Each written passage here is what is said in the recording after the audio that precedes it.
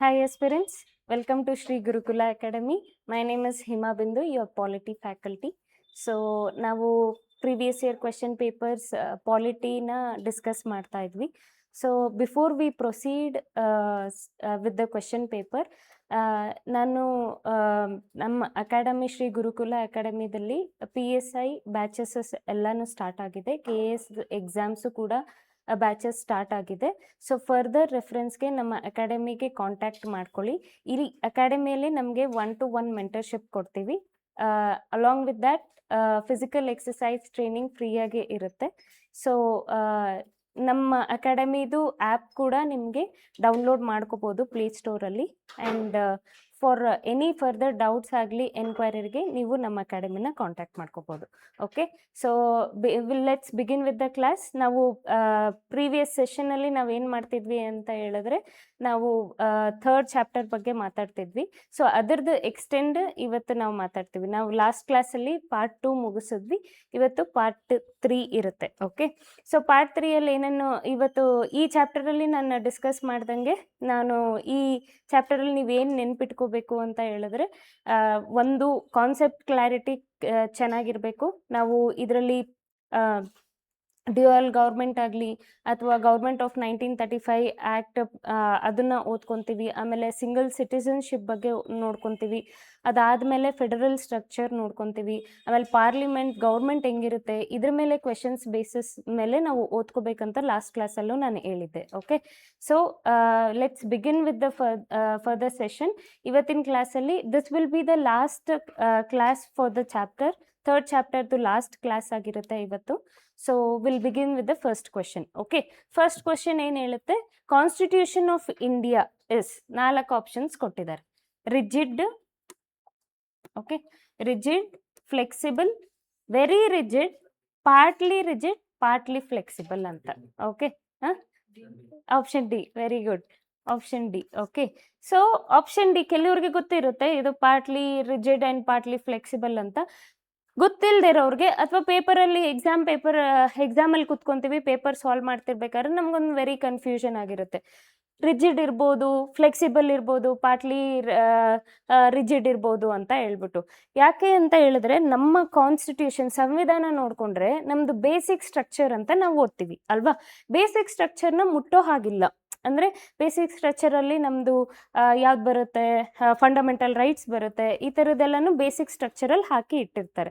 So ಅದನ್ನು basic ಸ್ಟ್ರಕ್ಚರಲ್ಲಿ ಇಟ್ಟಿರೋದನ್ನು amendment ಮಾಡಿ change ಮಾಡಬೇಕಂದ್ರೆ ಚೇಂಜ್ ಮಾಡ್ಬೋದು, ಬಟ್ ಬೇಸಿಕ್ ಸ್ಟ್ರಕ್ಚರ್ ಅನ್ನೋದನ್ನು ವೈಲೇಟ್ ಮಾಡಬಾರ್ದು ಅನ್ನೋದು ಕೆಲವೊಂದು ಸುಪ್ರೀಂ ಕೋರ್ಟ್ ಅವ್ರು ಹೇಳಿರ್ತಾರೆ ಅಲ್ವಾ. ಸೊ ನಮಗೇನಾಗುತ್ತೆ ಆವಾಗ ಈ ಆಪ್ಷನ್ಸ್ ನೋಡಿದಾಗ ಹೌದು ರಿಜಿಡ್ ಅಂತ ಹೇಳ್ಬೋದು.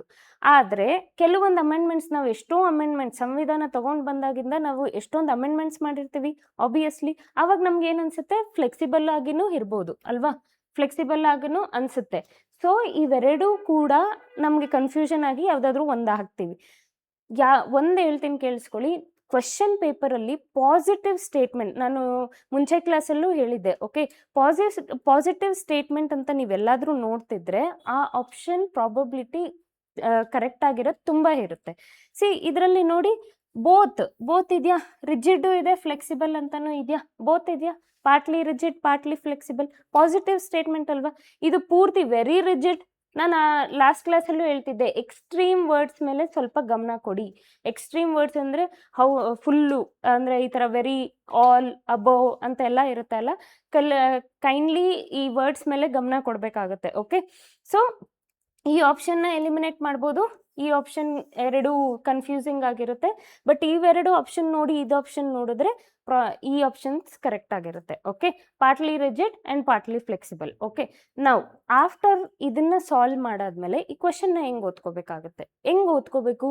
ಈಗ ಕಾನ್ಸ್ಟಿಟ್ಯೂಷನ್ ಆಫ್ ಇಂಡಿಯಾ ನಮ್ಮಲ್ಲಿ basics constitution amendment. Okay, constitution amendment ಅಂತ ಇರುತ್ತೆ ಅಲ್ವಾ. ಕಾನ್ಸ್ಟಿಟ್ಯೂಷನ್ ಅಮೆಂಡ್ಮೆಂಟ್ಸ್ ಯಾವ 3 ರೀತಿಯಲ್ಲಿ ಮಾಡ್ಬೋದು: simple majority, special majority, ratification of half of the states ಬೇಕಾಗುತ್ತೆ ಅಲ್ವಾ. ಇದನ್ನ ನೀವು ಓದ್ಕೋಬೇಕು. ಯಾವ ರೂಲ್ಸ್ಗೆ ಆರ್ಡಿನರಿ ಆದರೆ ಸಿಂಪಲ್ ಮೆಜಾರಿಟಿ ಸಾಕಾಗುತ್ತೆ. ಸ್ಪೆಷಲ್ ಮೆಜಾರಿಟಿ ಕೆಲವೊಂದು ರೂಲ್ಸ್ಗೆ ಆರ್ಡಿನರಿ ಮಾಡೋಕ್ಕಾಗಲ್ಲ ಅಲ್ವಾ. So half of the state, ratification of half of the state ಅಂತ ಹೇಳಿದ್ರೆ ನಮಗೆ ಫೆಡರಲ್ ಸ್ಟ್ರಕ್ಚರ್ ಏನನ್ನ ಡಿಸ್ಟರ್ಬ್ ಆದಾಗ ratification of half of the state ಬೇಕಾಗುತ್ತೆ ಅಲ್ವಾ. ಸೊ ಈ 3 ಕಾನ್ಸೆಪ್ಟ್ನ ನೋಡ್ಕೊಳ್ಳಿ. ಅಂದರೆ ಸಂವಿಧಾನ ಕಾನ್ಸ್ಟಿಟ್ಯೂಷನ್ ಅಮೆಂಡ್ಮೆಂಟ್ ಮಾಡ್ಬೇಕಾದ್ರೆ ಯಾವ 3 ವೇಸ್ ಅಲ್ಲಿ ಅಮೆಂಡ್ಮೆಂಟ್ ಮಾಡ್ಬೋದು. ಸ್ಪೆಷಲ್, ಸಿಂಪಲ್, ಸ್ಪೆಷಲ್ ಮತ್ತೆ ರ್ಯಾಟಿಫಿಕೇಶನ್. ಆಯ್ತಾ? Okay, this is how you will study. Understood? Constitution amendment ಮಾಡೋಕ್ಕೆ ಆರ್ಟಿಕಲ್ ಯಾವುದು? Very good, 368. ಇದನ್ನ ಕನ್ಫ್ಯೂಸ್ ಆಗ್ಬಿಡಿ. ಮೋಸ್ಟ್ ಆಫ್ ದ ಪೀಪಲ್ಗೆ ಆರ್ಟಿಕಲ್ಸೇ ಕನ್ಫ್ಯೂಷನ್, ಆರ್ಟಿಕಲ್ಸೇ ನೆನ್ಪಿಟ್ಕೊಳಕ್ಕಾಗಲ್ಲ. 368 ಈ ಥರದ್ದೆಲ್ಲಾನು ಸ್ವಲ್ಪ ಇದು ವೆರಿ ಇಂಪಾರ್ಟೆಂಟ್. ಆರ್ಟಿಕಲ್ 368 ಅಮೆಂಡ್ಮೆಂಟ್ ಮೇಲೆ ಕ್ವಶನ್ಸು ಬಂದೇ ಬರುತ್ತೆ. At least year to year repeat ಆಗ್ತಾನೆ ಇರುತ್ತೆ ಅಮೆಂಡ್ಮೆಂಟ್ ಮೇಲೆ. ಇದನ್ನ ನೋಡ್ಕೊಳ್ಳಿ. ಓಕೆ, ಇದ್ರ ಬಗ್ಗೆ ನೋಡಿಕೊಂಡು ಸಿಂಪಲ್ ಅಲ್ಲಿ ಎಲ್ಲಿ ಯಾವ ಲಾಸ್ ಸಿಂಪಲ್ ಆಗುತ್ತೆ, ಸ್ಪೆಷಲ್ ಅಲ್ಲಿ ಆದಾಗ ಯಾವ ಲಾಸು, ರ್ಯಾಟಿಫಿಕೇಶನ್ ಬಂದಾಗ ಯಾವ ಲಾಸ್ ಇರುತ್ತೆ ಅಂತ ಅರ್ಥ ಆಗ್ತಾ ಇದೆಯಾ? ಈಗ GST example, GST ratification of the half of the state. ಆಮೇಲೆ ಇನ್ನೊಂದು ಕೂಡ ರ್ಯಾಟಿಫಿಕೇಶನ್, ಇವಾಗ ಅಮೆಂಡ್ಮೆಂಟ್ ನಾವು ಕಳಿಸ್ಕೊಡ್ತೀವಿ ಅಲ್ವಾ, ಹಾಫ್ ಆಫ್ ದ ಸ್ಟೇಟ್ದು ಪರ್ಮಿಷನ್ ಬೇಕಾಗುತ್ತೆ. ನಾನು ಒಂದು ಎಕ್ಸಾಂಪಲ್ ಕೊಡ್ಬೇಕಂದ್ರೆ, ನಾವು GST ತಗೊಂಡು ಬಂದಾಗ ಎಷ್ಟೊಂದು ಸ್ಟೇಟ್ಸು ಒಪ್ಕೊಳ್ಳಿಲ್ಲ. ಆ ಬಿಲ್ ಏನಾಗಿತ್ತು ಗೊತ್ತಾ, ರ್ಯಾಟಿಫಿಕೇಶನ್ ಅಂತ ನಾವು ಕಳಿಸ್ತೀವಲ್ಲ, ಇಷ್ಟು ಸ್ಟೇಟ್ಸ್ ಒಪ್ಕೋಬೇಕು, ಹಾಫ್ ಆಫ್ ದ, ಇವಾಗ 100 ಇರ್ತಾರೆ ಅಂತ ಅನ್ಕೊಳ್ಳಿ, 100ಅಲ್ಲಿ 50% ಆದರೂ ಒಪ್ಕೋಬೇಕು ಆ ಬಿಲ್ಗೆ. ಆ ಬಿಲ್ ಏನಾದರೂ ಒಪ್ಕೊಂಡಿಲ್ಲ ಅಂದರೆ ಎಷ್ಟು ವರ್ಷ ಆದರೂ ಆ ಬಿಲ್ ನಡೀತಾನೆ ಇರುತ್ತೆ. ಅದಕ್ಕೊಂದು ಟೈಮ್ ಲಿಮಿಟ್ ಇಲ್ಲ, ಅದು ಕೂಡ ನೆನ್ಪಿಟ್ಕೊಳ್ಳಿ.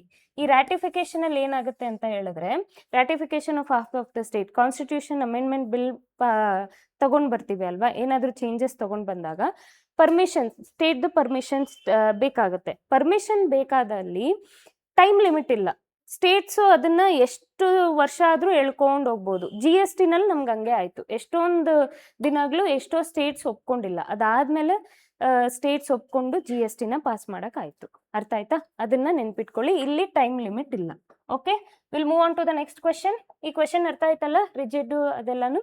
Okay, moving to the next question. Who called Indian federalism as cooperative federalism? ಇದಕ್ಕೆ ನಮಗೆ ವೆರಿ ಇಂಪಾರ್ಟೆಂಟ್. ಈ ಥರ ಟರ್ಮ್ ಕೊಟ್ಬಿಟ್ಟು ಯಾರು ಇದನ್ನ ಹೇಳಿದ್ದು ಅಂತ ಹೇಳ್ತಾರೆ. ಓಕೆ, ಇದನ್ನ ಟರ್ಮ್ ಕೊಟ್ಬಿಟ್ಟು ಇದರಲ್ಲಿ ನಮಗೆ ಇದು ಪೂರ್ತಿ ಇಲ್ಲಿರೋ ಜನರು ಫೆಡರಲಿಸಮ್ ಬಗ್ಗೆ ಏನೇನು ಮಾತಾಡಿದ್ದಾರೆ ಅನ್ನೋದು ತಿಳ್ಕೊಬೇಕು. ಅದರ ಜೊತೆಗೆ ಇಲ್ಲಿ ಕೂಡ ಅಂಬೇಡ್ಕರ್ ಅವರು ಕೂಡ ಹೇಳಿರ್ತಾರೆ. ಅಂಬೇಡ್ಕರ್ ಕೂಡ ಫೆಡರಲಿಸಮ್ ಬಗ್ಗೆ ಒಂದು ಟರ್ಮ್ ಕೊಟ್ಟಿರ್ತಾರೆ, ಅದು ಕೂಡ ನೆನ್ಪಿಟ್ಕೊಬೇಕು. ಇದನ್ನೆಲ್ಲ ಓದ್ಕೋಬೇಕಾಗತ್ತೆ. ಸೊ ಇದರಲ್ಲಿ ಯಾವುದು ಅಂತ ಹೇಳಿದ್ರೆ, ಇದು ಗೊತ್ತಿದ್ರೇನೆ ಸಾಲ್ವ್ ಮಾಡೋಕ್ಕಾಗೋದು. ಇದರಲ್ಲಿ ನಾವು ಪಾಲಿಟಿ ನಾಲೆಡ್ಜ್ ಇಲ್ಲದೆ ಅಥವಾ ಎಲಿಮಿನೇಷನ್ ಟ್ರಿಕ್ ಮಾಡೋದಲ್ಲದೆ, ನಾನು ಅದಕ್ಕೆ ಹೇಳ್ತೀನಿ ನೋಡಿ, ಕ್ವೆಶನ್ ಪೇಪರ್ ಪೂರ್ತಿ ನೀವು ಟ್ರಿಕ್ಸ್ ಯೂಸ್ ಮಾಡಿ ಸಾಲ್ವ್ ಮಾಡೋಕ್ಕಾಗಲ್ಲ.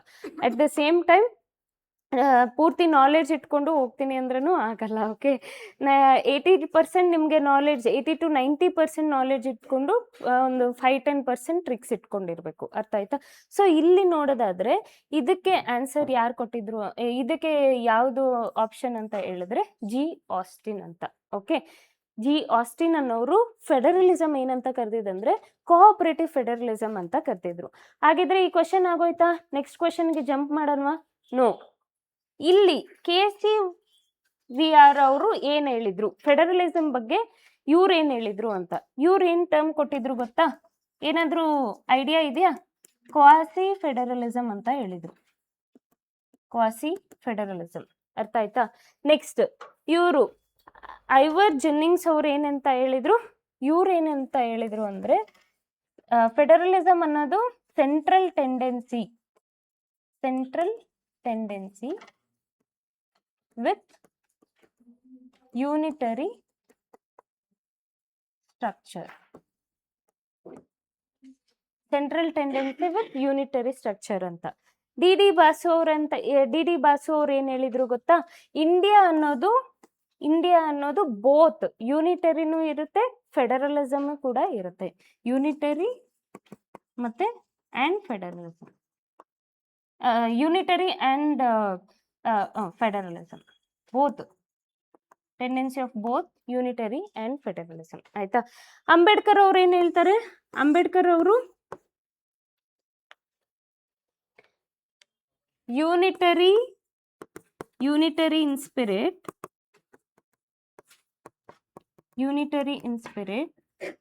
and federalism in structure. Unitary in spirit, federalism in structure ಅಂತ. ಆಯ್ತಾ? ಈ ನೇಮ್ಸ್ ಎಲ್ಲಾನು ಕೂಡ ನೆನ್ಪಿಟ್ಕೋಬೇಕಾಗತ್ತೆ. ಅರ್ಥ ಆಗ್ತಾ ಇದೆಯಾ?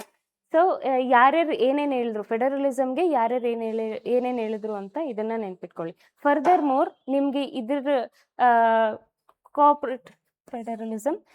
ಕೋಆಪರೇಟಿವ್ ಫೆಡರಲಿಸಮ್ ಆಗಿದೆ. ಅಂಡ್ ಸೆಕೆಂಡ್ ಒನ್ ಅವರು quasi federalism and central tendency with unitary structure and unitary with federalism. India ಅನ್ನೋದು blend of unitary and federalism ಅನ್ನೋರು ಡಿ ಬಾಸು ಅವ್ರು ಹೇಳ್ತಾರೆ. ಅಂಬೇಡ್ಕರ್ ಅವ್ರು ಏನು ಹೇಳ್ತಾರೆ ಗೊತ್ತಾ? ಯೂನಿಟರಿ ಸ್ಪಿರಿಟ್ ಅಲ್ಲಿ ಇರುತ್ತೆ, ಆದ್ರೆ ನಾವು ಪಾಲನೆ ಮಾಡ್ತಾ ಇರೋದು ಯಾವುದು? ಫೆಡರಲಿಸಮ್ ಇನ್ ಸ್ಟ್ರಕ್ಚರ್ ಅಂತ. ಓಕೆ, ಅಂಡ್ ಇನ್ನೊಂದು ಬರ್ಕೊಳ್ಳಿ,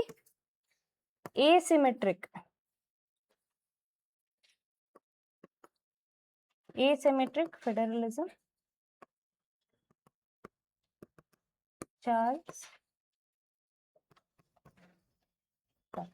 ಚಾರ್ಲ್ಸ್ ಟಾರ್ಟನ್ ಅವ್ರು ಕೊಟ್ಟಿರ್ತಾರೆ asymmetric federalism. ಅರ್ಥ ಆಯ್ತಾ? ಸೊ ಈ ಕೀವರ್ಡ್ಸ್ ಎಲ್ಲಾನು ವೆರಿ ವೆರಿ ಇಂಪಾರ್ಟೆಂಟ್. ಈ ತರ ಓದ್ಕೋಬೇಕು. ಇದನ್ನ ನೀವು ಓದ್ಕೊಂಡ್ರೆ ನೆಕ್ಸ್ಟ್ ಯಾವುದೇ ಎಕ್ಸಾಮ್ಸ್ ಅಲ್ಲಿ ನಿಮ್ಗೆ ಈ ವರ್ಡ್ಸ್ ಮೇಲೆ ಹಾಕ್ಬಿಟ್ಟು ಈ ವರ್ಡ್ಸ್ ನ ಕೊಟ್ಬಿಟ್ಟು ಯಾರು ಹೇಳಿದ್ದು ಅಂತ ಹೇಳ್ತಾರೆ. ಆವಾಗ ನೀವು ಈ ಥರದ್ದೆಲ್ಲಾನು ಯಾರ್ಯಾರು ಹೇಳಿದ್ರು ಅಂತ ಹೇಳಿದ್ರೆ ಒಂಚೂರು ನೆನ್ಪಿಟ್ಕೊಂಡ್ರೆ ಗೊತ್ತಾಗೋಗುತ್ತೆ. ಓಕೆ, ಯೂಶಲ್ ಆಗಿ ನಿಮಗೆ ಅಂಬೇಡ್ಕರ್ ಅವ್ರ ಮೇಲೆ ಕೊಡ್ಬೋದು, ಇಲ್ಲಾಂದ್ರೆ asymmetric ಬಗ್ಗೆ ಕೊಡ್ಬೋದು. ನೆಕ್ಸ್ಟ್ ಕ್ವಶನ್ ನಿಮಗೆ ಪ್ರಾಬಬಿಲಿಟಿ ಇದಕ್ಕೆ ಜಾಸ್ತಿ ಇರುತ್ತೆ. ಕ್ವಾಸಿ ಫೆಡರಲಿಸಮ್ ಅಂದ್ರೆ ಏನು? ಕ್ವಾಸಿ ಫೆಡರಲಿಸಮ್ ಯಾರು ಹೇಳಿದ್ರು ಅಂತ ಇದನ್ನೆಲ್ಲ ಓದ್ಕೋತೀರಾ ಅಲ್ವಾ? ಇದ್ರ ಮೀನಿಂಗ್ ಕೂಡ ನೀವು ನೋಡ್ಕೋಬೇಕು. ಕೋಆಪರೇಟಿವ್ ಫೆಡರಲಿಸಮ್ ಅಂದ್ರೆ ಏನು, ಕ್ವಾಸಿ ಫೆಡರಲಿಸಮ್ ಅಂದ್ರೆ ಏನು, asymmetric ಫೆಡರಲಿಸಮ್ ಅಂದ್ರೆ ಏನು? ಎಲ್ಲ ಫೆಡರಲಿಸಮ್ ತರನೇ ಇದೆ, ಡಿಫ್ರೆಂಟ್ ಆಗಿದೆ ಅಲ್ವಾ? ಅದ್ರ ಮೀನಿಂಗ್ ಕೂಡ ನೆನ್ಪಿಟ್ಕೊಳ್ಳಿ. ನೀವು ಮೀನಿಂಗ್ ನೆನ್ಪಿಟ್ಕೊಂಡ್ರೆ ಅದನ್ನ ಯಾರು ಕೊಟ್ಟಿದ್ದು ಅನ್ನೋದು ಬೇಗ ಸ್ಟ್ರೈಕ್ ಆಗುತ್ತೆ. ಅರ್ಥ ಆಯ್ತಾ? ಕೋಆಪರೇಟಿವ್ ಫೆಡರಲಿಸಮ್ ಅಂದ್ರೆ ಯಾವ ತರ ಇರುತ್ತೆ ಅರ್ಥ ಮಾಡ್ಕೊಂಡು ಓದ್ಕೊಳ್ಳಿ. Okay, this is all about federalism. ನೋಡಿ, ನಾವು ಫೆಡರಲಿಸಮ್ ಕೋಆಪರೇಟಿವ್ದು ಮಾತ್ರನೇ ನಾವು ನೋಡ್ಕೊಂಡಿದ್ದು, ಸಾಲ್ವ್ ಮಾಡ್ತಾ ಇದ್ದು. ಆದ್ರೆ ನಾವು ಎಲ್ಲಿವರೆಗೂ ತಗೊಂಡೋದ್ವಿ ಕ್ವೆಶನ್ಸ್ನ, ಹೆಂಗವರೆಗೂ ಸಾಲ್ವ್ ಮಾಡಿದ್ರೆ ಡೀಟೇಲ್ ಆಗಿ ಹಿಂಗೆ ಸಾಲ್ವ್ ಮಾಡ್ಕೋಬೇಕು. ಆಯ್ತಾ? ಇದಾದ್ಮೇಲೆ ಫೆಡರಲಿಸಮ್ ಬಗ್ಗೆ ಒಂಚೂರು ಓದ್ಕೋಬೇಕು. ಅರ್ಥ ಆಯ್ತಾ? ನಮ್ಮಲ್ಲಿ ಫೆಡರಲಿಸಮ್ ಯಾವ ಆಕ್ಟ್ ಅಲ್ಲಿ ನಾವು ತಗೊಂಡ್ವಿ, ಯಾವ ಆಕ್ಟ್ ಇಂದ ನಾವು ಫೆಡರಲಿಸಮ್ ಅನ್ನೋದನ್ನ ತಗೊಂಡ್ವಿ ಅಂತ. ಆಯ್ತಾ? ಆಮೇಲೆ ಯಾವ ಕಂಟ್ರಿ, ಅಕಸ್ಮಾತ್ ಕಂಟ್ರಿ ಇದ್ರೆ ಯಾವ ಕಂಟ್ರಿಯಿಂದ ತಗೊಂಡ್ವಿ, ಯಾವ ಆಕ್ಟ್ ಅಲ್ಲಿ ನಮಗೆ ಫೆಡರಲಿಸಮ್ ಅನ್ನೋದು ತಗೊಂಡ್ ಬರಕ್ಕೆ ಫಸ್ಟ್ ಟೈಮ್ ಪುಷ್ ಮಾಡಿದ್ರು, ಬ್ರಿಟಿಷ್ ಅವ್ರು ಪುಷ್ ಮಾಡಿರ್ತಾರೆ. ಅರ್ಥ ಆಗ್ತಾ ಇದೆಯಾ? ಅದರಲ್ಲಿ ಯಾವ ಆಕ್ಟ್ ಇದೆ ಆಕ್ಚುಲಿ ಯಾವ ಆಕ್ಟ್ ಅಂತ ನೋಡ್ಕೊಳ್ಳಿ. ಅರ್ಥ ಆಯ್ತಾ? ಈ ಆಕ್ಟ್ ಇಂದ ನಾವು ಫೆಡರಲಿಸಮ್ ಅನ್ನೋದನ್ನ ತಗೊಂಡ್ ಬರ್ತೀವಿ. Understood with this? So this is all about ಈ ಟರ್ಮ್ನ ಫೆಡರಲಿಸಮ್ ಮತ್ತೆ cooperative federalism. Understood? Okay, will move on to the next question. Okay, next question.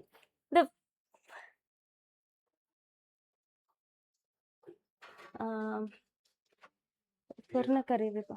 ಯಾವ್ದಪ್ಪ? ಇದಪ್ಪ.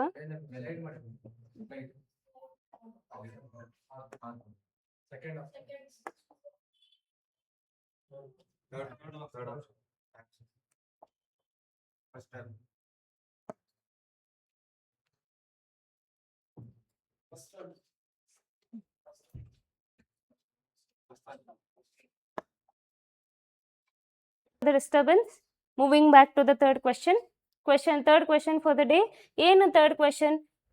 First question ಓದೋಣ. Feature of single citizenship in an Indian constitution is borrowed from constitution of which country? ನಮ್ಮಲ್ಲಿ single citizenship, dual citizenship ಅಂತ ಎರಡಿದೆ. ಆಯ್ತಾ? ಅವ್ರ question ಏನ್ ಕೇಳ್ತಿದ್ದಾರೆ, single citizenship ಅನ್ನೋದು ನಾವ್ ಎಲ್ಲಿಂದ ತಗೊಂಡ್ ಬಂದ್ವಿ, ಇಷ್ಟೇ ಕೇಳ್ತಾ ಇರೋದು ಅವ್ರು. ಅರ್ಥ ಆಯ್ತಾ? ಈಗ ಈ ಕ್ವಶನ್ ನ ಹೆಂಗ್ ಓದ್ಕೋತೀರಾ ನೀವು? ಫಸ್ಟ್ ಫೀಚರ್ಸ್ ನೋಡ್ಕೊಳ್ಳಿ. ಓಕೆ, ಫಸ್ಟ್ ಫೀಚರ್ಸ್ ನೋಡ್ಕೊಳ್ಳಿ. ಫೀಚರ್ಸ್ ಆಫ್ ಸಿಂಗಲ್ ಸಿಟಿಸನ್ಶಿಪ್ ಅಂದ್ರೆ ಏನು? ಫೀಚರ್ಸ್ ಆಫ್ ಸಿಂಗಲ್ ಸಿಟಿಸನ್ಶಿಪ್ ಅಂದ್ರೆ ಯಾವ ತರ? ಆಮೇಲೆ ಸಿಂಗಲ್ ಸಿಟಿಸನ್ಶಿಪ್ ಅಂದ್ರೆ ಏನು ಅದನ್ನ ನೋಡ್ಕೊಳ್ಳಿ. ನೆಕ್ಸ್ಟ್ ಸಿಂಗಲ್ ಸಿಟಿಸನ್ಶಿಪ್ದು ಆಪೋಸಿಟ್ ಯಾವುದು? ಡ್ಯುಯಲ್ ಸಿಟಿಸನ್ಶಿಪ್, ಅದನ್ನ ನೋಡ್ಕೋಬೇಕು. ಈಗ ಸಿಂಗಲ್ ಸಿಟಿಸನ್ಶಿಪ್ ಕೇಳಿದ್ಮೇಲೆ ನೆಕ್ಸ್ಟ್ ಕ್ವೆಶನ್ಸ್ ಫ್ಯೂಚರಲ್ಲಿ ಏನಿರ್ಬೋದು ಗೊತ್ತಾ? ಡ್ಯುಯಲ್ ಸಿಟಿಸನ್ಶಿಪ್ ಎಲ್ಲಿ ಪಾಲನೆ ಮಾಡ್ತಾರೆ ಡ್ಯುಯಲ್ ಸಿಟಿಸನ್ಶಿಪ್ ಅಂತ ಕೇಳ್ತಾರೆ. America. Very good. So features ಓದ್ಕೊಳ್ಳಿ. ಸಿಂಗಲ್ ಸಿಟಿಸನ್ಶಿಪ್, ಇದರ ಆಪೋಸಿಟ್ ಡ್ಯುಯಲ್ ಸಿಟಿಸನ್ಶಿಪ್. ಅರ್ಥ ಆಯ್ತಾ? Understood with this? Okay. First ಇದನ್ನ ಎಲ್ಲಿ ತಗೊಂಡ್ ಬರ್ತೀವಿ? Obviously United State of America. Correct? No, it is actually UK ಇಂದ ತಗೊಂಡ್ ಬರ್ತೀವಿ. ಅರ್ಥ ಆಯ್ತಾ? ನಮ್ಮಲ್ಲಿ ಗೌರ್ಮೆಂಟು ಹಳೇದು ನಮ್ಮನ್ನ ರೂಲ್ ಮಾಡಿದ ಯಾರು? ಬ್ರಿಟಿಷ್ ಅವರು. ಆಯ್ತಾ? ನಮ್ದು ಎಷ್ಟೊಂದು ಫೀಚರ್ಸ್ ನಾವು ತಗೊಂಡ್ ಬಂದಿದ್ದು ಬ್ರಿಟಿಷ್ ಇಂದ ತಗೊಂಡ್ ಬಂದಿರ್ತೀವಿ, UK ಇಂದ ತಗೊಂಡ್ ಬಂದಿರ್ತೀವಿ. ಆಮೇಲೆ ಗೌರ್ಮೆಂಟ್ ಆಫ್ ಇಂಡಿಯಾ ಆಕ್ಟ್ 1935 ಅವ್ರು ಪಾಸ್ ಮಾಡಿದ್ರಲ್ಲೇ ಎಷ್ಟೊಂದನ್ನು ನಾವು ತಗೊಂಡ್ ಬಂದಿರ್ತೀವಿ. ಆಯ್ತಾ? ಸೊ ಅದರಲ್ಲಿ ನಾವು UK ಇಂದ ತಗೊಂಡ್ ಬಂದಿರ್ತೀವಿ. ಹಾಗಿದ್ರೆ ಈಗ ಈ ಕ್ವಶನ್ ಆಗೋಯ್ತಾ? No, dual citizenship America, I mean UK ಇಂದ, ಎಸ್ ಸಾರಿ, ಡ್ಯುಯಲ್ ಸಿಟಿಸನ್ಶಿಪ್ ಅನ್ನೋದು USA ಇಂದ ತಗೊಂಡಿರ್ತಾರೆ. ಅಲ್ಲಿ ಡ್ಯುಯಲ್ ಸಿಟಿಸನ್ಶಿಪ್ ಇರುತ್ತೆ, ಸ್ಟೇಟ್ಗೊಂದಿರುತ್ತೆ, ಆಲ್ ಓವರ್ ದ ಕಂಟ್ರಿಗೂ ಎರಡು ಡ್ಯುಯಲ್ ಸಿಟಿಸನ್ಶಿಪ್ ಆ ಥರ ಇರುತ್ತೆ. ನಮ್ಮಲ್ಲಿ ಆ ಥರ ಇಲ್ಲ, ಓನ್ಲಿ ಒನ್ ಸಿಟಿಸನ್ಶಿಪ್. ನೀವು ಮಿಜೋರಾಮ್ಗಾದ್ರೂ ಹೋಗಿ, ನೀವು ಜಮ್ಮು ಕಾಶ್ಮೀರ್ಗನ ಹೋಗಿ, ಕೇರಳಗನ ಹೋಗಿ, ನೀವು ಇಂಡಿಯನ್ಸೇ. ಅರ್ಥ ಆಯ್ತಾ? ಸೊ ಸಿಂಗಲ್ ಸಿಟಿಸನ್ಶಿಪ್ ಅಂದ್ರೆ ಅದು. ನೆಕ್ಸ್ಟ್ ಕೆನಡಾ ಇಂದ ಏನ್ ತಗೊಂಡ್ ಬಂದಿದೀವಿ? ಮತ್ತೆ ಐರ್ಲೆಂಡ್ ಇಂದ ನಾವು DPSP ತಗೊಂಡ್ ಬಂದಿರ್ತೀವಿ. ಹಾಗಿದ್ರೆ ಕೆನಡಾ, ಎಸ್ ಕೆನಡಾ ರಾಜ್ಯಸಭಾ, ರಾಜ್ಯಪಾಲ, ಪ್ರೆಸಿಡೆಂಟ್, ಗವರ್ನರ್. ಸಿ ಇದನ್ನೇ ಈ ಕಂಟ್ರೀಸ್ ಅಲ್ಲಿ ನಾವ್ ಏನೇನ್ ತಗೊಂಡ್ ಬಂದಿರ್ತೀವಿ ಅನ್ನೋದೆಲ್ಲ ನೋಡ್ಕೊಳ್ಳಿ. ಅರ್ಥ ಆಯ್ತಾ? ಕೆನಡಾ ನೀವೇ ಹುಡ್ಕೊಳ್ಳಿ, ಎಲ್ಲಿಂದ ಕೆನಡಾದಿಂದ ನಾವ್ ಏನ್ ತಗೊಂಡ್ ಬಂದ್ವಿ ಅಂತ ಹೇಳ್ಬಿಟ್ಟು. ಅರ್ಥ ಆಯ್ತಾ? You do a research, you study what we have bought from Canada ಅಂತ ಹೇಳ್ಬಿಟ್ಟು. ಅರ್ಥ ಆಯ್ತಾ? ಅಂಡ್ ನೆಕ್ಸ್ಟ್ ಹಿಂಗೆ ಓದ್ಕೋತೀರಾ ಅಂದ್ರೆ ಸಿಂಗಲ್ ಸಿಟಿಸನ್ಶಿಪ್ದು ಫೀಚರ್ಸ್ ಏನು? ಫೀಚರ್ಸ್ ಆಫ್ ಸಿಂಗಲ್ ಸಿಟಿಸನ್ಶಿಪ್ ಏನು? ಆಲ್ ಓವರ್ ದ ಕಂಟ್ರಿ ನೀವೇನ್ ಮಾಡ್ತೀರಾ? ನೀವು ಸಿಂಗಲ್ ಸಿಟಿಸನ್ಶಿಪ್ ಕಾರ್ಡ್ ಹೋಲ್ಡರ್ನ ಹೋಲ್ಡ್ ಮಾಡ್ಕೋತೀರಾ. ಆ್ಯಂಡ್ ಆಲ್ಸೋ ನಿಮಗೆ ವೋಟಿಂಗ್ ರೈಟ್ಸ್ ಕೊಡ್ತಾರೆ. ಸಿಂಗಲ್ ಸಿಟಿಸನ್ಶಿಪ್ ಅಲ್ಲಿ ವೋಟಿಂಗ್ ರೈಟ್ಸ್ ಕೊಡ್ತಾರೆ. ಆ್ಯಂಡ್ ಅಪಾರ್ಟ್ ಫ್ರಮ್ ದಿಸ್, ಇದರಲ್ಲಿ ಇನ್ನೊಂದು ನೆನ್ಪಿಟ್ಕೊಳ್ಳಿ, ನಮಗೆ ಸಿಟಿಸನ್ಶಿಪ್ ಅಂತ ನಾವು ಓದಬೇಕು. ಸಿಟಿಸನ್ಶಿಪ್ ಅನ್ನೋದು ಯಾವ ಲಿಸ್ಟಲ್ಲಿದೆ? ಯೂನಿಯನ್, ಸ್ಟೇಟಾ, ಕನ್ಕರೆಂಟಾ? ಯೂನಿಯನ್ ಲಿಸ್ಟಲ್ಲಿ ಇದೆ, ಅಂಡರ್ 7th ಶೆಡ್ಯೂಲಲ್ಲಿ ಇದೆ. ಅರ್ಥ ಆಯ್ತಾ? ಸೊ ಅಂಡ್ ಇದರಲ್ಲಿ ಎಕ್ಸ್ಟ್ರಾ ಇನ್ನೊಂದು ಯಾವ್ದು ಓದ್ಕೋಬೇಕು ಗೊತ್ತಾ? ನೀವು ಎಕ್ಸ್ಟ್ರಾ ಅನ್ನೋದು ಸಿಟಿಸನ್ಶಿಪ್ ಅಂತ ಹೇಳಿದ್ರೆ, ಸಿಟಿಸನ್ಶಿಪ್ ಈಗ ಒಬ್ರು ಸಿಟಿಸನ್ ಆಗ್ಬೇಕು, ನಮ್ಮ ಕಂಟ್ರಿದು ಸಿಟಿಸನ್ಶಿಪ್ ಹೋಲ್ಡ್ ಆಗ್ಬೇಕು ಅಂತ ಹೇಳಿದ್ರೆ 5 ways ಅಕ್ವೈರಿಂಗ್, ಅಂದ್ರೆ ಒಂದು ಸಿಟಿಸನ್ಶಿಪ್ 5 ways ಅಲ್ಲಿ ಅಕ್ವೈರ್ ಮಾಡ್ಬೋದು.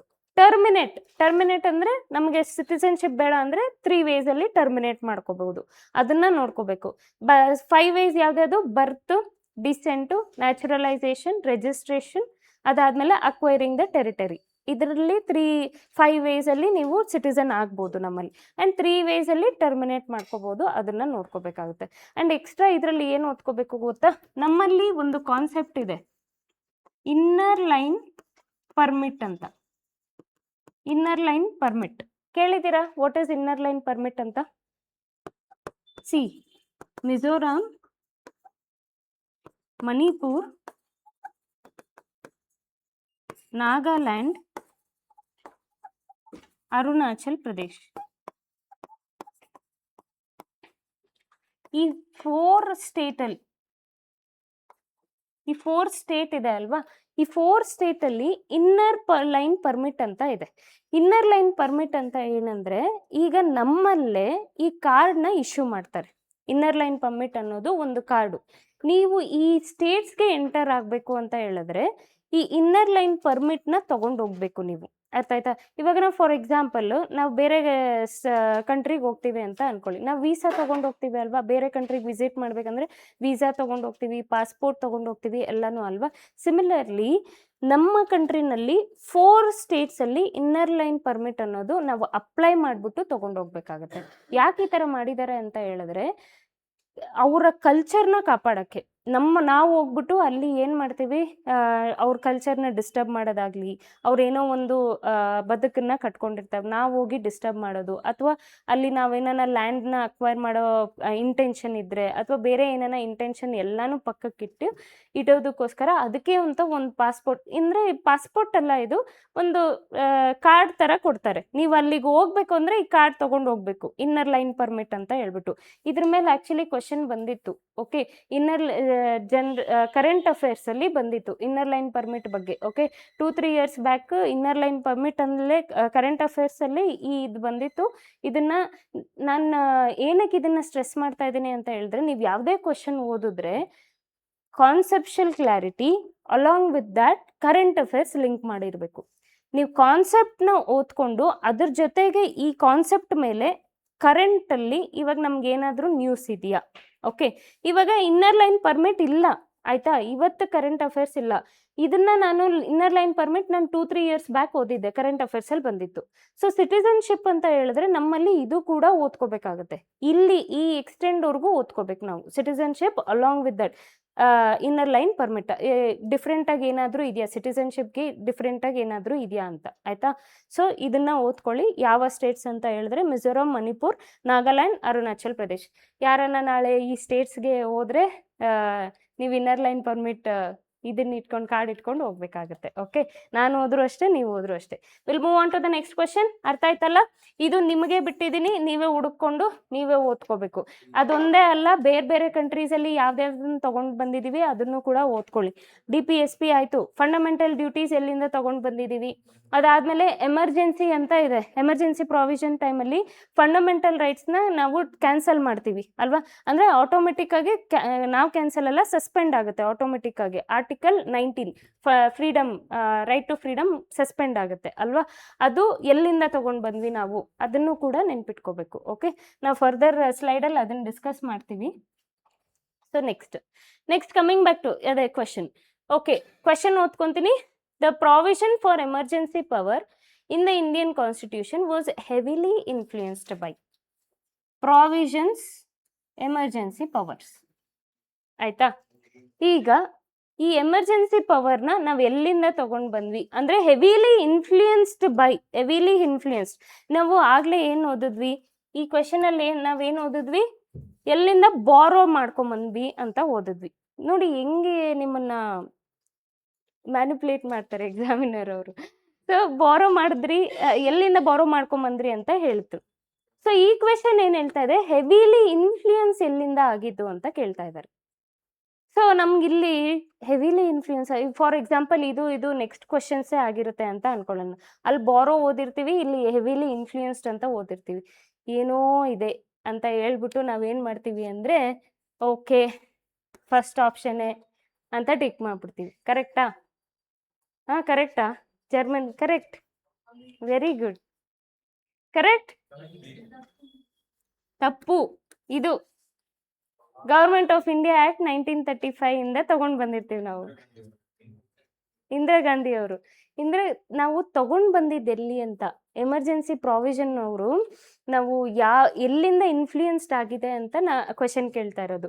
ಆ್ಯಕ್ಚುಲಾಗಿ ಜರ್ಮನಿಯಿಂದ, ಇದೇ ಕನ್ಫ್ಯೂಷನ್ ನಮಗೆ. ಜರ್ಮನಿಯಿಂದ ಏನಾಗುತ್ತೆ ಅಂದರೆ, ಎಮರ್ಜೆನ್ಸಿ ಪ್ರಾವಿಷನ್ ಟೈಮಲ್ಲಿ ಫಂಡಮೆಂಟಲ್ ರೈಟ್ಸ್, ನಾನು ಆಗಲೇ ಹೇಳಿದೆ ಅಲ್ವಾ, ಸಸ್ಪೆಂಡ್ ಆಗುತ್ತೆ ಫಂಡಮೆಂಟಲ್ ರೈಟ್ಸ್ ಅಂತ ಹೇಳ್ಬಿಟ್ಟು, ಅದನ್ನು ನಾವು ಎಲ್ಲಿ ತೊಗೊಂಡು ಬಂದಿರ್ತೀವಿ ಅಂದರೆ ಜರ್ಮನಿಯಿಂದ ತೊಗೊಂಡು ಬಂದಿರ್ತೀವಿ. ಬಟ್ ಎಮರ್ಜೆನ್ಸಿ ಪ್ರಾವಿಷನ್ ಅನ್ನೋದನ್ನ ಎಲ್ಲಿ ತೊಗೊಂಬಂದಿರ್ತೀವಿ ಅಂತ ಹೇಳಿದ್ರೆ ಗೌರ್ಮೆಂಟ್ ಆಫ್ ಇಂಡಿಯಾ ಆ್ಯಕ್ಟ್ 1935. ಅರ್ಥ ಆಯ್ತಾ? Don't get confuse. ನಿಮಗೆ ಕನ್ಫ್ಯೂಸ್ ಆಗೋದಕ್ಕೆ ನೋಡಿ ಆಪ್ಷನ್ನು ಜರ್ಮನಿ ಮತ್ತು 1935 ಹಾಕಿರ್ತಾರೆ. ಆಬ್ವಿಯಸ್ಲಿ ನಾನಾಗಿದ್ರು, ನಾನು ಇನಿಷಿಯಲ್ ಸ್ಟೇಜ್ ಆಫ್ ಪ್ರಿಪ್ರೇಷನಲ್ಲಿ ನಾನು ಜರ್ಮನಿನೇ ಆಗ್ತಾ ಇದ್ದೆ, ಯಾಕಂದರೆ ಅಲ್ಲಿಂದನೇ ನಾನು ಓದಿದ್ದೀನಿ ಅಂತ ಹೇಳ್ಬಿಟ್ಟು, ಆ ಕಾನ್ಸೆಪ್ಟ್ ನನಗೆ ಚೆನ್ನಾಗಿ ಗೊತ್ತಿದೆ ಅಂತ ಹೇಳ್ಬಿಟ್ಟು. So this is what the trap.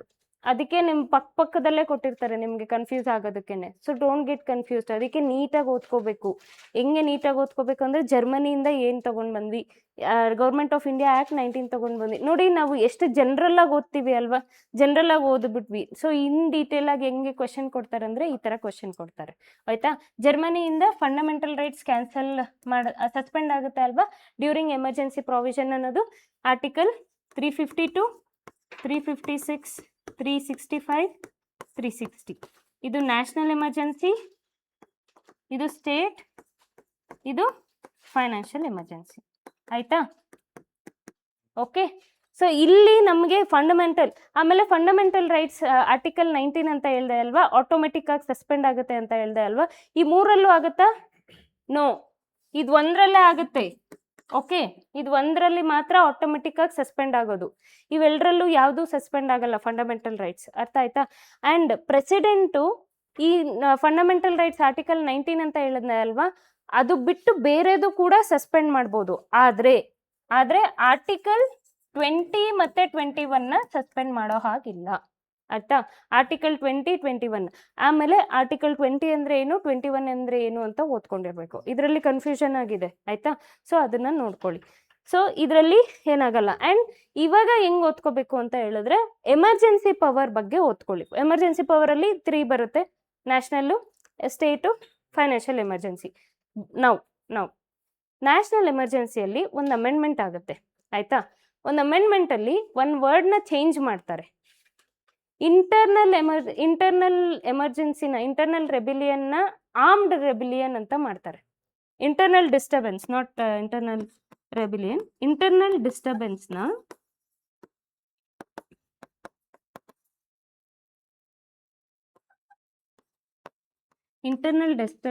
ಏನು ಮಾಡ್ತಾರೆ?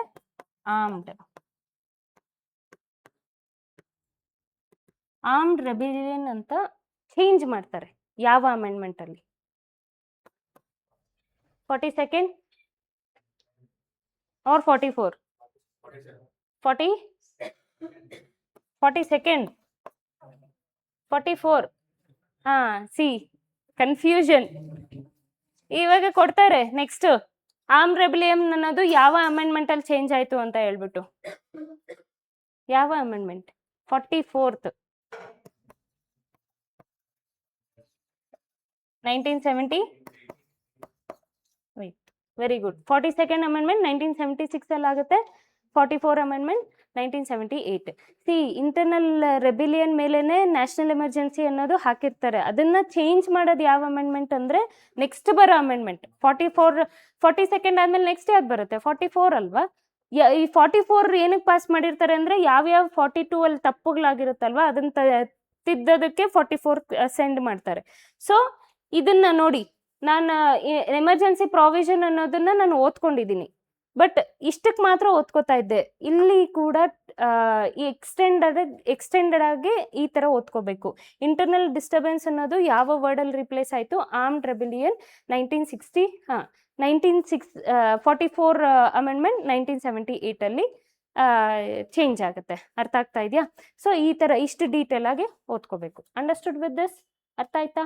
ಆಮೇಲೆ ಇದರಲ್ಲಿ ಯಾವ್ಯಾವ ಎಮರ್ಜೆನ್ಸಿ ಯಾವ್ಯಾವ ಟೈಮಲ್ಲಿ ಪಾಸ್ ಮಾಡಿದ್ರು ಒಂದು, ಆಮೇಲೆ ಯಾವ ಸ್ಟೇಟಲ್ಲಿ ಫಸ್ಟ್ ಎಮರ್ಜೆನ್ಸಿ ಪಾಸ್ ಮಾಡಿದ್ರು ಅದನ್ನ ನೆನ್ಪಿಟ್ಕೊಳ್ಳಿ.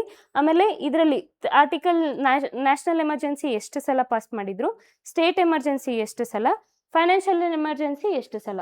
ಕೋವಿಡ್ ಬಂದಾಗೂ ಕೂಡ ನಾವು ಫೈನಾನ್ಷಿಯಲ್ ಎಮರ್ಜೆನ್ಸಿ ಅಂತೂ ಇಲ್ಲಿವರೆಗೂ ಪಾಸ್ ಮಾಡೇ ಇಲ್ಲ.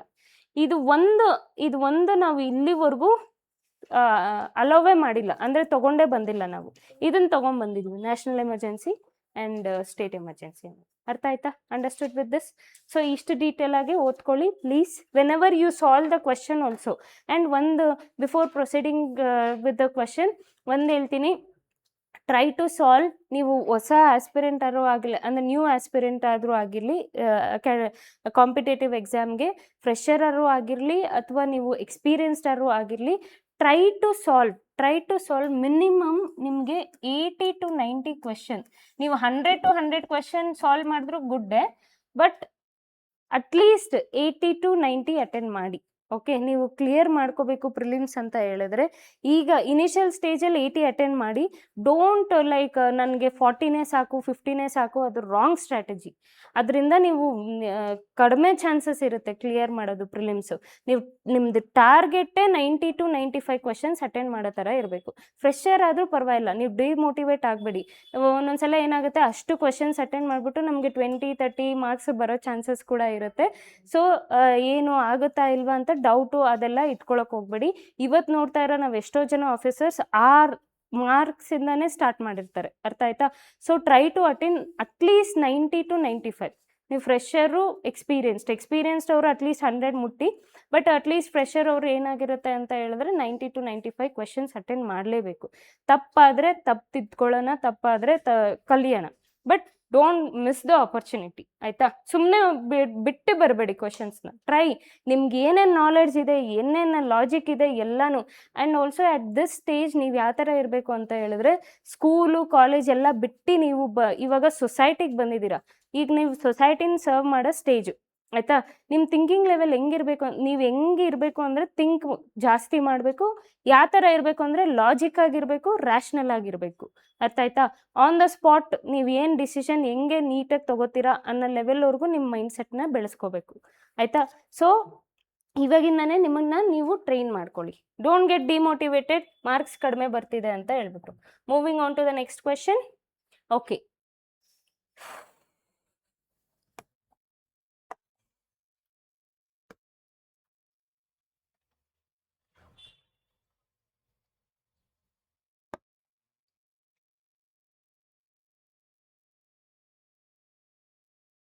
okay, so sorry, extremely sorry for the glitch. So moving on to the next question. Next question ಏನು, who among the following is referred as de jure head of Indian state ಅಂತ ಕೊಟ್ಟಿದ್ದಾರೆ. de jure head of Indian state. Yes, de jure ಅಂತ ಇದೆ, D facto ಅಂತನೂ ಇದೆ, D jury D facto. ಇಲ್ಲಿ ನಮಗೆ options ನೋಡ್ಕೊಳ್ಳೋಣ. First president, prime minister, chief justice of India, wise president of India. ಎಲ್ಲ ಕಾನ್ಸ್ಟಿಟ್ಯೂಷನಲ್ ಪೋಸ್ಟೇ ಕೊಟ್ಟಿದ್ದಾರೆ. ಓಕೆ, ಕಾನ್ಸ್ಟಿಟ್ಯೂಷನಲ್ ಪೋಸ್ಟೇ ಇವರೆಲ್ಲರೂ. ಓಕೆ, ನಾವು ಈಗ ಕನ್ಫ್ಯೂಷನ್, ನಾವು ಚೀಫ್ ಜಸ್ಟಿಸ್ ಆಫ್ ಇಂಡಿಯಾ ನೀಟಾಗಿ ಎಲಿಮಿನೇಟ್ ಮಾಡ್ಬೋದು. ಓಕೆ, ಆಬ್ವಿಯಸ್ಲಿ ಯಾರಾದರೂ ಪಾಲಿಟಿ ನಾಲೆಡ್ಜ್ ಇಲ್ಲ ಅಂದರೂ ಕೂಡ chief justice of India eliminate ಮಾಡ್ಬೋದಾ? Okay, this can be eliminated because ಅವ್ರಿಗೆ ಡಿ ಜೂರಿ ಅಂತ ಕೊಟ್ಟಿದ್ದಿದ್ರೆ ನಮ್ಗೆ ಗೊತ್ತಾಗಿರೋದು. ಆಲ್ಸೋ ಕೆಲವೊಂದು ಸಲ ಕನ್ಫ್ಯೂಷನ್ ಆಗಿಬಿಡುತ್ತೆ, ಡಿ ಜೂರಿ ಜಸ್ಟಿಸ್ ಅಂತ ಇದೆ ಅಲ್ವಾ, okay chief justice of India ಅಂತ ಮಾರ್ಕ್ ಮಾಡಿಬಿಡ್ತೀವಿ. No please don't get confuse. ಅದಕ್ಕೆ ಅವ್ರು ನೋಡಿ ಎಷ್ಟು ಚೆನ್ನಾಗಿ ನಿಮ್ಮನ್ನು ಟ್ರ್ಯಾಪ್ ಮಾಡೋಕ್ಕೆ ಕೊಟ್ಟಿದ್ದಾರೆ ಅಂದರೆ ಚೀಫ್ ಜಸ್ಟಿಸ್ ಆಫ್ ಇಂಡಿಯಾ ಅಂತಲೇ ಕೊಟ್ಟಿದ್ದಾರೆ. ಯಾಕಂದರೆ ಅಲ್ಲಿ ಜೆ ಇದೆ ಅಲ್ವಾ, ಇಲ್ಲಿ ಜೆ ಇದೆ ಅಲ್ವಾ. ಸೊ ಆಯಿತು ನಮ್ಮ ಕೆಲಸ ಅಂತ ಹೇಳ್ಬಿಟ್ಟು. Okay, so next coming back to the other options. Vice president of India, ನಮಗೆ ಯೂಶಲ್ ಆಗಿ ವೈಸ್ ಪ್ರೆಸಿಡೆಂಟ್ ಆಫ್ ಇಂಡಿಯಾಗೆ 2 ಕೆಲಸ ಇರುತ್ತೆ. ಒಂದು ರಾಜ್ಯಸಭಾ ಚೇರ್ಮನ್ ಆಗಿರಬೇಕು, ಇಲ್ಲ ಪ್ರೆಸಿಡೆಂಟ್ ಅವರು ಪ್ರೆಸಿಡೆಂಟ್ ಆಗು ಮಾಡ್ತಾರೆ, ಇಲ್ಲ ಅಂದರೆ ರಾಜ್ಯಸಭಾ ಚೇರ್ಮನ್ ಆಗಿ ಕೂಡ ಇರ್ತಾರೆ ಅಲ್ವಾ. ಸೊ ಇವೆರಡು ಕೆಲಸ ಮಾಡ್ತಾರೆ ಅಂತ ಹೇಳ್ಬಿಟ್ಟು ನಮ್ಗೆ ಗೊತ್ತಿರುತ್ತೆ. ಸೊ ಡಿ ಜೂರಿ ಅವ್ರಿಗೆ ಟರ್ಮ್ ಅನ್ನೋದು ನಮಗೆ ಗೊತ್ತಾಗ್ತಿತ್ತು, ಡಿ ಜೂರಿ ಅಂತ ಕೊಟ್ಟಿದ್ರೆ. ಈಗ ಪ್ರೆಸಿಡೆಂಟ್ ಆ್ಯಂಡ್ ಪ್ರೈಮ್ ಮಿನಿಸ್ಟರ್, ಇಲ್ಲಿ ಕನ್ಫ್ಯೂಷನ್ ನಮಗೆ. ಪ್ರೆಸಿಡೆಂಟಾ ಪ್ರೈಮ್ ಮಿನಿಸ್ಟರಾ? ಡಿ ಫ್ಯಾಕ್ಟೋ ಅಂತ ಓದಿದ್ದೀವಿ, ಅವ್ರಿಗೂ ಒಂದು ನೇಮ್ ಇದೆ, ಡಿ ಜೂರಿ ಒಂದು ನೇಮ್ ಇದೆ ಅಂತ. ಒಂದು ಹೇಳ್ತೀನಿ ಹೆಂಗೆ ನೆನ್ಪಿಟ್ಕೋಬೇಕಂದ್ರೆ, jure is justice, jurisdiction and ಈ ಟರ್ಮ್ ಏನಿದೆ ಅಲ್ವಾ, ಜೂರಿ ಅಂತ ಹೇಳ್ಬಿಟ್ಟು ದೊಡ್ಡ ಪೋಸ್ಟ್ ಅದು, ಅಂದರೆ like very high level name ಅಂತ ಇಟ್ಕೋಬಹುದು. ಓಕೆ, ನಮಗೆ ಫಸ್ಟ್ ಸಿಟಿಸನ್ ಆಫ್ ಇಂಡಿಯಾ ಯಾರು ನಮ್ಮ ಇಂಡಿಯಾದಲ್ಲಿ? ಪ್ರೆಸಿಡೆಂಟ್, ಆಯ್ತಾ? ಪ್ರೆಸಿಡೆಂಟ್ಗೆ ನಾವು ಈ ಥರ ನೇಮ್ಸ್ ಕೊಡೋಕ್ಕಾಗತ್ತೆ, ಆಯ್ತಾ? ಡಿ ಫ್ಯಾಕ್ಟೋ ಇದ್ರದ್ದು ಆಪೋಸಿಟ್ ಯಾವ್ದಿದೆ ಗೊತ್ತಾ? D facto. ಓಕೆ, ಒಂದ್ಸಲ ನೀವು ಇದೆರಡು ಕಾನ್ಸೆಪ್ಟ್ನ ಓದಿದ್ರೆ ಪಕ್ಕದಲ್ಲಿ ಹಾಕಿ, de facto is equal to president, de jure is equal to prime minister. ಹಾಕ್ಬೋದಾ ಆ ಥರ? ಹಂಗಾಗತ್ತಾ? ಲಾಜಿಕಲಿ ಆ ಥರ ವರ್ಕೌಟ್ ಆಗಲ್ಲ ಅಲ್ಲ. ಡಿ ಜೂರಿ ಅನ್ನೋ ನೇಮ್ ನೀವು ಕೇಳಿದ್ರೇ ಓಕೆ ಪ್ರೆಸಿಡೆಂಟ್ಗೆ ಅಪ್ಲೈ ಆಗಿರ್ಬೋದು ಅಂತ ಆಗಿರುತ್ತೆ. ಆ್ಯಂಡ್ ಆಲ್ಸೋ ಈ ಥರ ಕ್ವೆಶನ್ ಫ್ರೇಮ್ ಮಾಡ್ಬೇಕಾದ್ರೆ ಅವರು ಕೂಡ ವೆರಿ ಕೇರ್ಫುಲ್ ಆಗಿರ್ತಾರೆ. ಓಕೆ, ಡಿ ಜೂರಿ ಅನ್ನೋ ಇಂಪಾರ್ಟೆಂಟ್ ಟರ್ಮಿನಾಲಜಿ ಏನಿದೆ ಅಲ್ವಾ, ಇಂಪಾರ್ಟೆಂಟ್ ಪೊಸಿಷನ್ಸ್ಗೆ ಕೊಟ್ಟಿರೋ ಥರ ನೋಡ್ತಾರೆ, ಆಯ್ತಾ? ಸೊ ಇದರಲ್ಲಿ ಯಾವ ಆಪ್ಷನ್ ಕರೆಕ್ಟ್ ಆಗಿರುತ್ತೆ ಅಂದರೆ it is president. De jury, D facto, head of the state. Head of D jury head of the state ಅಂತ ಕೊಟ್ಟಿದ್ದಾರೆ. ಹೆಡ್ ಆಫ್ ಅ ಸ್ಟೇಟ್ ಅಂದರೆ ನಮ್ಮಲ್ಲಿ ಪ್ರೆಸಿಡೆಂಟ್ ಅಲ್ವಾ, so that is president is the answer. D facto ಯಾರು ಬರ್ತಾರೆ ಅಂದರೆ prime minister ಅಂತ ಬರ್ತಾರೆ. ಅರ್ಥ ಆಯ್ತಾ? ಈ ಎರಡು ಆಪ್ಷನ್ಸ್ನ ಪ್ಲೀಸ್ ಡೋಂಟ್ ಗೆಟ್ ಕನ್ಫ್ಯೂಸ್ಡ್, ನೋಡ್ಕೊಳ್ಳಿ ಯಾವುದು ಹೆಂಗೆ ಅಂತ ಹೇಳ್ಬಿಟ್ಟು. Okay, and vice president role ಬಗ್ಗೆ ನೋಡ್ಕೊಳ್ಳಿ. ವೈಸ್ ಪ್ರೆಸಿಡೆಂಟ್ಗೆ ಏನೇನು ರೋಲ್ಸ್ ಇದೆ, ಅವರು ಯಾವ ಥರ ಇರ್ತಾರೆ, ಚೇರ್ಮನ್ ಆಗಿ ಇರ್ತಾರೆ ರಾಜ್ಯಸಭೆಗೆ, ಮತ್ತು ಪ್ರೆಸಿಡೆಂಟ್ ಏನಾದರೂ ಲೈಕ್ ಕುತ್ಕೊಳ್ಳೋಕ್ಕಾಗಲ್ಲ ಚೇರ್ ಮೇಲೆ ಅಂತ ಹೇಳಿದ್ರೆ ಇವರು ಪ್ರೆಸಿಡೆಂಟ್ ಆಗಿನೂ ಇರ್ತಾರೆ. ಸೊ ಪ್ರೆಸಿಡೆಂಟ್ ಆಗಿ ಏನಾದರೂ ವೈಸ್ ಪ್ರೆಸಿಡೆಂಟು ಆ್ಯಕ್ಟ್ ಮಾಡ್ತಿರ್ಬೇಕಾದ್ರೆ ಪ್ರೆಸಿಡೆಂಟ್ದು ಏನೇನು ಸ್ಯಾಲ್ರಿ ಬರುತ್ತೆ, ಪ್ರೆಸಿಡೆಂಟ್ದು ಏನೇನು ಪವರ್ಸ್ ಇರುತ್ತೆ, ಪೂರ್ತಿ ಪ್ರೆಸಿಡೆಂಟ್ ಥರನೇ ಇರ್ತಾರೆ ಅವರು. ಅರ್ಥ ಆಯ್ತಾ? ಅದನ್ನು ಕೂಡ ನೆನ್ಪಿಟ್ಕೋಬೇಕು. ಕನ್ಫ್ಯೂಷನ್ ಇರುತ್ತೆ, ಈ ಸ್ಯಾಲ್ರಿ ಬರುತ್ತಾ, ಯಾಕಂದರೆ ಅವರು ವೈಸ್ ಪ್ರೆಸಿಡೆಂಟ್ ಆಗೂ ಇರ್ತಾರೆ, ರಾಜ್ಯಸಭೆಗೂ ಇರ್ತಾರೆ ಅಂತ ಹೇಳ್ಬಿಟ್ಟು. ಸೊ ಪ್ರೆಸಿಡೆಂಟ್ ಆಗಿ ಕುತ್ಕೊಂಡಾಗ ಅವರು ರಾಜ್ಯಸಭಾ ಚೇರ್ಮನ್ ಆಗಿ ಆ್ಯಕ್ಟ್ ಮಾಡಲ್ಲ ಅವರು. ಅರ್ಥ ಆಗ್ತಾ ಇದೆಯಾ? ಅದು ಕೂಡ ನೆನ್ಪಿಟ್ಕೊಳ್ಳಿ. Okay, then chief justice of India, ಅದನ್ನು ನೆನ್ಪಿಟ್ಕೊಳ್ಳಿ. ಚೀಫ್ ಜಸ್ಟಿಸ್ ಆಫ್ ಇಂಡಿಯಾ ಎಲ್ಲಿ ಯಾವ ಥರ ಅಂತ ಹೇಳ್ಬಿಟ್ಟು. ಅದಾದಮೇಲೆ ಪ್ರೈಮ್ ಮಿನಿಸ್ಟರ್, ಪ್ರೆಸಿಡೆಂಟ್, ಅವ್ರದ್ದು ರೋಲ್ಸ್ ಏನಿದೆ, ಯಾವ ಥರ ರೋಲ್ ಇದೆ ಅಂತ ಹೇಳ್ಬಿಟ್ಟು, ಅವ್ರದ್ದು ಫಂಕ್ಷನ್ಸ್ ಏನಿದ್ದಾವೆ, ಅವ್ರದ್ದು ಕೆಲಸಗಳೇನಿದ್ದಾವೆ ಅದನ್ನು ನೆನ್ಪಿಟ್ಕೊಳ್ಳಿ. ಓಕೆ, ಇವ್ರದ್ದು ಆರ್ಟಿಕಲ್ಸ್ ವೆರಿ ವೆರಿ ಇಂಪಾರ್ಟೆಂಟ್. ಇವರು ಯಾವ ಆರ್ಟಿಕಲ್ಸ್ ಕೆಳಗಡೆ ಬರ್ತಾರೆ ಅಂತೆಲ್ಲ ಹೇಳ್ಬಿಟ್ಟು. ಆ್ಯಂಡ್ ಇಲ್ಲಿ ಇನ್ನೊಂದು ಕೂಡ ಪ್ರೆಸಿಡೆಂಟ್ ಓದ್ಕೊಳ್ತಿರ್ಬೇಕಾದ್ರೆ ಇನ್ ಡೀಟೇಲ್ ಆಗಿ ಹೆಂಗೆ ಓದ್ಕೋಬೇಕು ಅಂತ ಹೇಳಿದ್ರೆ, under article 74 class 1, under article 74 class 1 ಏನಾಗುತ್ತೆ ಅಂತ ಹೇಳಿದ್ರೆ, ಕೌನ್ಸಿಲ್ ಆಫ್ ಮಿನಿಸ್ಟರ್ಸ್ ಇರ್ತಾರಲ್ವಾ, ಅವ್ರದ್ದು ಅಡ್ವೈಸ್ ತಗೊಂಡೇ ಪ್ರೆಸಿಡೆಂಟ್ ಆ್ಯಕ್ಟ್ ಮಾಡಬೇಕು. ಅವ್ರಿಗೆ ಡಿ ಜೂರಿ ಅನ್ನೋ ಪೊಸಿಷನ್ ಕೊಟ್ಟಿದ್ರು, ವರ್ಡ್ ಕೊಟ್ಟಿದ್ರು, ಅವ್ರನ್ನ ಹೆಡ್ ಆಫ್ ಅ ಸ್ಟೇಟ್ ಮಾಡಿದ್ರು ಕೂಡ, ಅವರು ರಿಯಲ್ ಪವರ್ ಇಟ್ಕೊಂಡಿದ್ರು ಕೂಡ ಅವ್ರು ಏನು ಮಾಡಬೇಕು, ಕೌನ್ಸಿಲ್ ಆಫ್ ಮಿನಿಸ್ಟರ್ದು ವರ್ಡ್ಸ್ನ ಕೇಳ್ಬಿಟ್ಟು ಅವ್ರದ್ದು ಅಡ್ವೈಸ್ನ ತಗೊಂಡೆ ಅವರು ಕೆಲಸ ಮಾಡಬೇಕಾಗತ್ತೆ. ಅದನ್ನ ಯಾವ ಆರ್ಟಿಕಲಲ್ಲಿ ಕೊಟ್ಟಿದ್ದಾರೆ? ಆರ್ಟಿಕಲ್ 74 ಕ್ಲಾಸ್ 1 ಕೊಟ್ಟಿದ್ದಾರೆ. ಆ್ಯಂಡ್ ಆಲ್ಸೋ ಇದರಲ್ಲಿ ಇನ್ನೊಂದು ಅಮೆಂಡ್ಮೆಂಟ್ ಇರುತ್ತೆ, ಅದನ್ನ ನೆನ್ಪಿಟ್ಕೊಳ್ಳಿ. 24th amendment. 24th ಅಮೆಂಡ್ಮೆಂಟ್ ಏನಾಗುತ್ತೆ ಅಂತ ಹೇಳಿದ್ರೆ, ಇದು 1971. ಓಕೆ, 24th ಅಮೆಂಡ್ಮೆಂಟಲ್ಲಿ ಈ ಬಿಲ್ ಇವಾಗ ಫಾರ್ ಎಕ್ಸಾಂಪಲ್ ಲೋಕಸಭಾದಲ್ಲಿ ರಾಜ್ಯಸಭಾದಲ್ಲಿ ಎಲ್ಲ ಪಾಸ್ ಮಾಡಿ ಬಿಲ್ಲು ಪ್ರೆಸಿಡೆಂಟ್ಗೆ ಹೋಗುತ್ತೆ ಅಲ್ವಾ, ಆ್ಯಕ್ಟ್ ಅವ್ರು ಸೈನ್ ಮಾಡಿದ್ರೆ ತಾನೇ ಬಿಲ್ ಏನಾಗುತ್ತೆ, ಆ್ಯಕ್ಟ್ ಆಗುತ್ತೆ ಅಲ್ವಾ. ಸೊ ಈ 1971 ಮುಂಚೆ ಏನಾಗ್ತಿತ್ತು ಅಂತ ಹೇಳಿದ್ರೆ, ಬಿಲ್ ಪ್ರೆಸಿಡೆಂಟ್ಗೆ ಹೋದ್ರೆ ಸೀದಾ ಸಿಗ್ನೇಚರ್ ಮಾಡಿ ಕೊಟ್ಬಿಡ್ಬೇಕಾಗಿತ್ತು.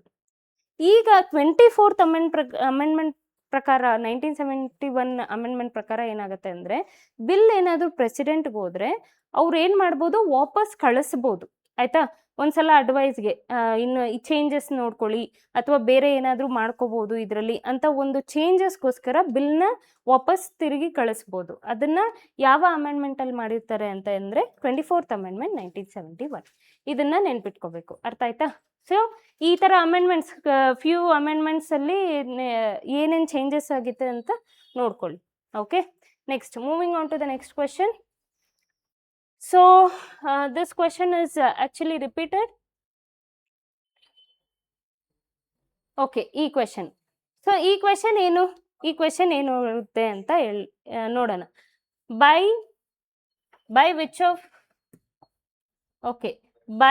Which constitutional amendment. See, amendment ಎಷ್ಟು ಇಂಪಾರ್ಟೆಂಟ್ ಆಗುತ್ತೆ ಅಂತ ಹೇಳಿದ್ರೆ, by which constitutional amendment was the voting age reduced 21 to 18.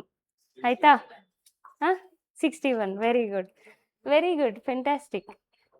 21 18ಗೆ ರಿಡ್ಯೂಸ್ ಆಗೋದು 61 ಆಗುತ್ತೆ. 61 ಅಮೆಂಡ್ಮೆಂಟಲ್ಲಿ 1989 ಆಯ್ತಾ? 1981 61 ಅಮೆಂಡ್ಮೆಂಟ್ 1989ನಲ್ಲಿ ನಮಗೆ ವೋಟಿಂಗ್ ಏಜ್ ಅನ್ನೋದು 21 18ಗೆ ತಗೊಂಡು ಬರ್ತಾರೆ. ಅದಾದಮೇಲೆ ಅಷ್ಟೇನಾ ಈ question? Okay, will move on to the next question. Okay, no wait. ಈಗ ಈ ವೋಟಿಂಗ್ ರೈಟ್ಸ್ ಅಂತ ನಾವು ಓದ್ಕೊಂಡ್ವಿ ಅಲ್ಲ, ಇಲ್ಲಿ ಏನು ಕೊಟ್ಟಿದ್ದಾರೆ? ವೋಟಿಂಗ್ ಅಂತ ಕೊಟ್ಟಿದ್ದಾರೆ, ವೋಟಿಂಗ್ ಏಜ್. ವೋಟಿಂಗ್ ಅಲ್ಲಿ ನಮಗೆ ಇವಾಗ ನಾನು ಇವಾಗ ಐ ಆಮ್ ಅಬೌವ್ 18, ನಾನು ವೋಟ್ ಮಾಡಿದ್ದೀನಿ ಕೂಡ. ನನ್ನನ್ನು ವೋಟರ್ ಲಿಸ್ಟಿಂದ ತೆಗಿಬೋದು. ಆಯಿತಾ? ಯಾವ ಕಾರಣಗಳಿಂದ ತೆಗಿಬೋದು ಅದನ್ನು ಓದ್ಕೋಬೇಕು. ಏನು ಕಾರಣ? 3. ಒಂದು ನಾನ್ ರೆಸಿಡೆಂಟ್ ಆಗಿರಬೇಕು. ಆಯ್ತಾ, ನಾನ್ ರೆಸಿಡೆಂಟ್ ಅಂದರೆ ಇಲ್ಲಿ ಇರಲ್ಲ. ಆಯ್ತಾ, ರೆಸಿಡೆಂಟ್ ಅಂದರೆ ನಾನು ಇಲ್ಲಿದ್ದೀನಿ, ಇಂಡಿಯಾದಲ್ಲಿ ಇದ್ದೀನಿ, ನನಗೆ ಈ ವಾರ್ಡ್ ಕೊಟ್ಟಿರ್ತಾರೆ, ಹೋಗಿ ನಾನು ವೋಟ್ ಮಾಡ್ತೀನಿ. ಅದೇ ಥರ ನಾನ್ ರೆಸಿಡೆಂಟ್ ಅಂದರೆ ಇಲ್ಲಿರಲ್ಲ. ಆಯ್ತಾ, ನಾನ್ ರೆಸಿಡೆಂಟ್ ಆಗದೆ ಇದ್ದಾಗ ಅವ್ರನ್ನ ಆ ನೇಮ್ನ ವೋಟರ್ ಲಿಸ್ಟಿಂದ ತೆಗೆದ್ಬಿಡ್ಬೋದು. ಒಂದು. ಸೆಕೆಂಡ್, ಅನ್ಸೌಂಡ್ ಮೈಂಡ್, ಏನಾದರೂ ಲೈಕ್ ಬೇರೆ ಕ್ಯಾಲ್ಕುಲೇಷನ್ ಇಟ್ಕೊಂಡು ಅಥವಾ ಡೆಮೊಕ್ರೆಟಿಕ್ ಏನಾದರೂ ಅವ್ರೇನಾದರೂ ವಿರುದ್ಧ ನಡೀತಿದ್ರೆ ಅವಾಗ ಕ್ಯಾನ್ಸಲ್ ಮಾಡ್ಬೋದು. ಅದಾದಮೇಲೆ ಕ್ರಿಮಿನಲ್ ಒಫೆನ್ಸ್ ಏನಾದರೂ ಮಾಡಿದರೆ ಅವ್ರನ್ನ ವೋಟರ್ ಲಿಸ್ಟಿಂದ ತೆಗೆದಾಕ್ಬೋದು. ಓಕೆ, 3 ವೇಸಿಂದ ನಾವು ವೋಟರ್ ಲಿಸ್ಟಿಂದ ಒಬ್ಬ ಪರ್ಸನ್ ನೇಮ್ನ ತೆಗಿಬೋದು. ಅರ್ಥ ಆಗ್ತಾ ಇದೆಯಾ? ಆ್ಯಂಡ್ ಆಲ್ಸೋ 2014 ಒಂದು ಚೇಂಜಸ್ ಆಗುತ್ತೆ. ವೋಟಿಂಗ್ ಲಿಸ್ಟಲ್ಲಿ 3rd ಜೆಂಡರ್ ಕೂಡ ಆ್ಯಡ್ ಮಾಡ್ತಾರೆ. ಆಯ್ತಾ, ಮೆನ್, ವಿಮೆನ್, ಟ್ರಾನ್ಸ್ಜೆಂಡರ್ 2014.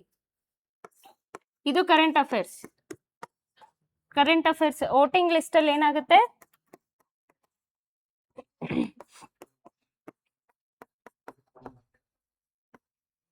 ಟ್ರಾನ್ಸ್ಜೆಂಡರ್ ಅವ್ರದ್ದು ಕೂಡ ಲಿಸ್ಟಲ್ಲಿ ಹಾಕುತ್ತೆ.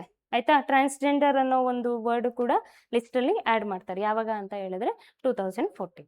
Understood with this? This are very good changes. ನಾವು ಸೊಸೈಟಿ ಡೆವಲಪ್ ಆದಂಗೆ ಚೇಂಜಸ್ನ ಅಕ್ಸೆಪ್ಟ್ ಮಾಡ್ಕೋಬೇಕು.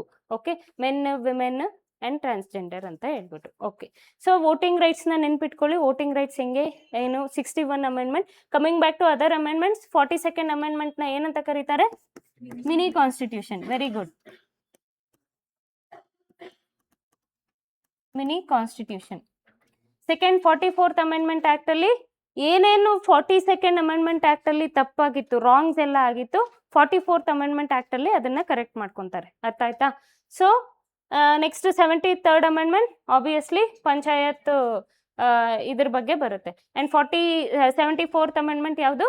ಮುನ್ಸಿಪಾಲಿಟೀಸ್. Very good. ಆಯ್ತಾ, ಈ ಅಮೆಂಡ್ಮೆಂಟ್ಸ್ ಬಗ್ಗೆ ಒಂಚೂರು ನೋಡ್ಕೊಳ್ಳಿ. Okay, so will move on to the next question. Okay, next and ಇನ್ನೊಂದು ಪಾಯಿಂಟ್ ಇಲ್ಲಿ ಆ್ಯಡ್ ಮಾಡಬೇಕು.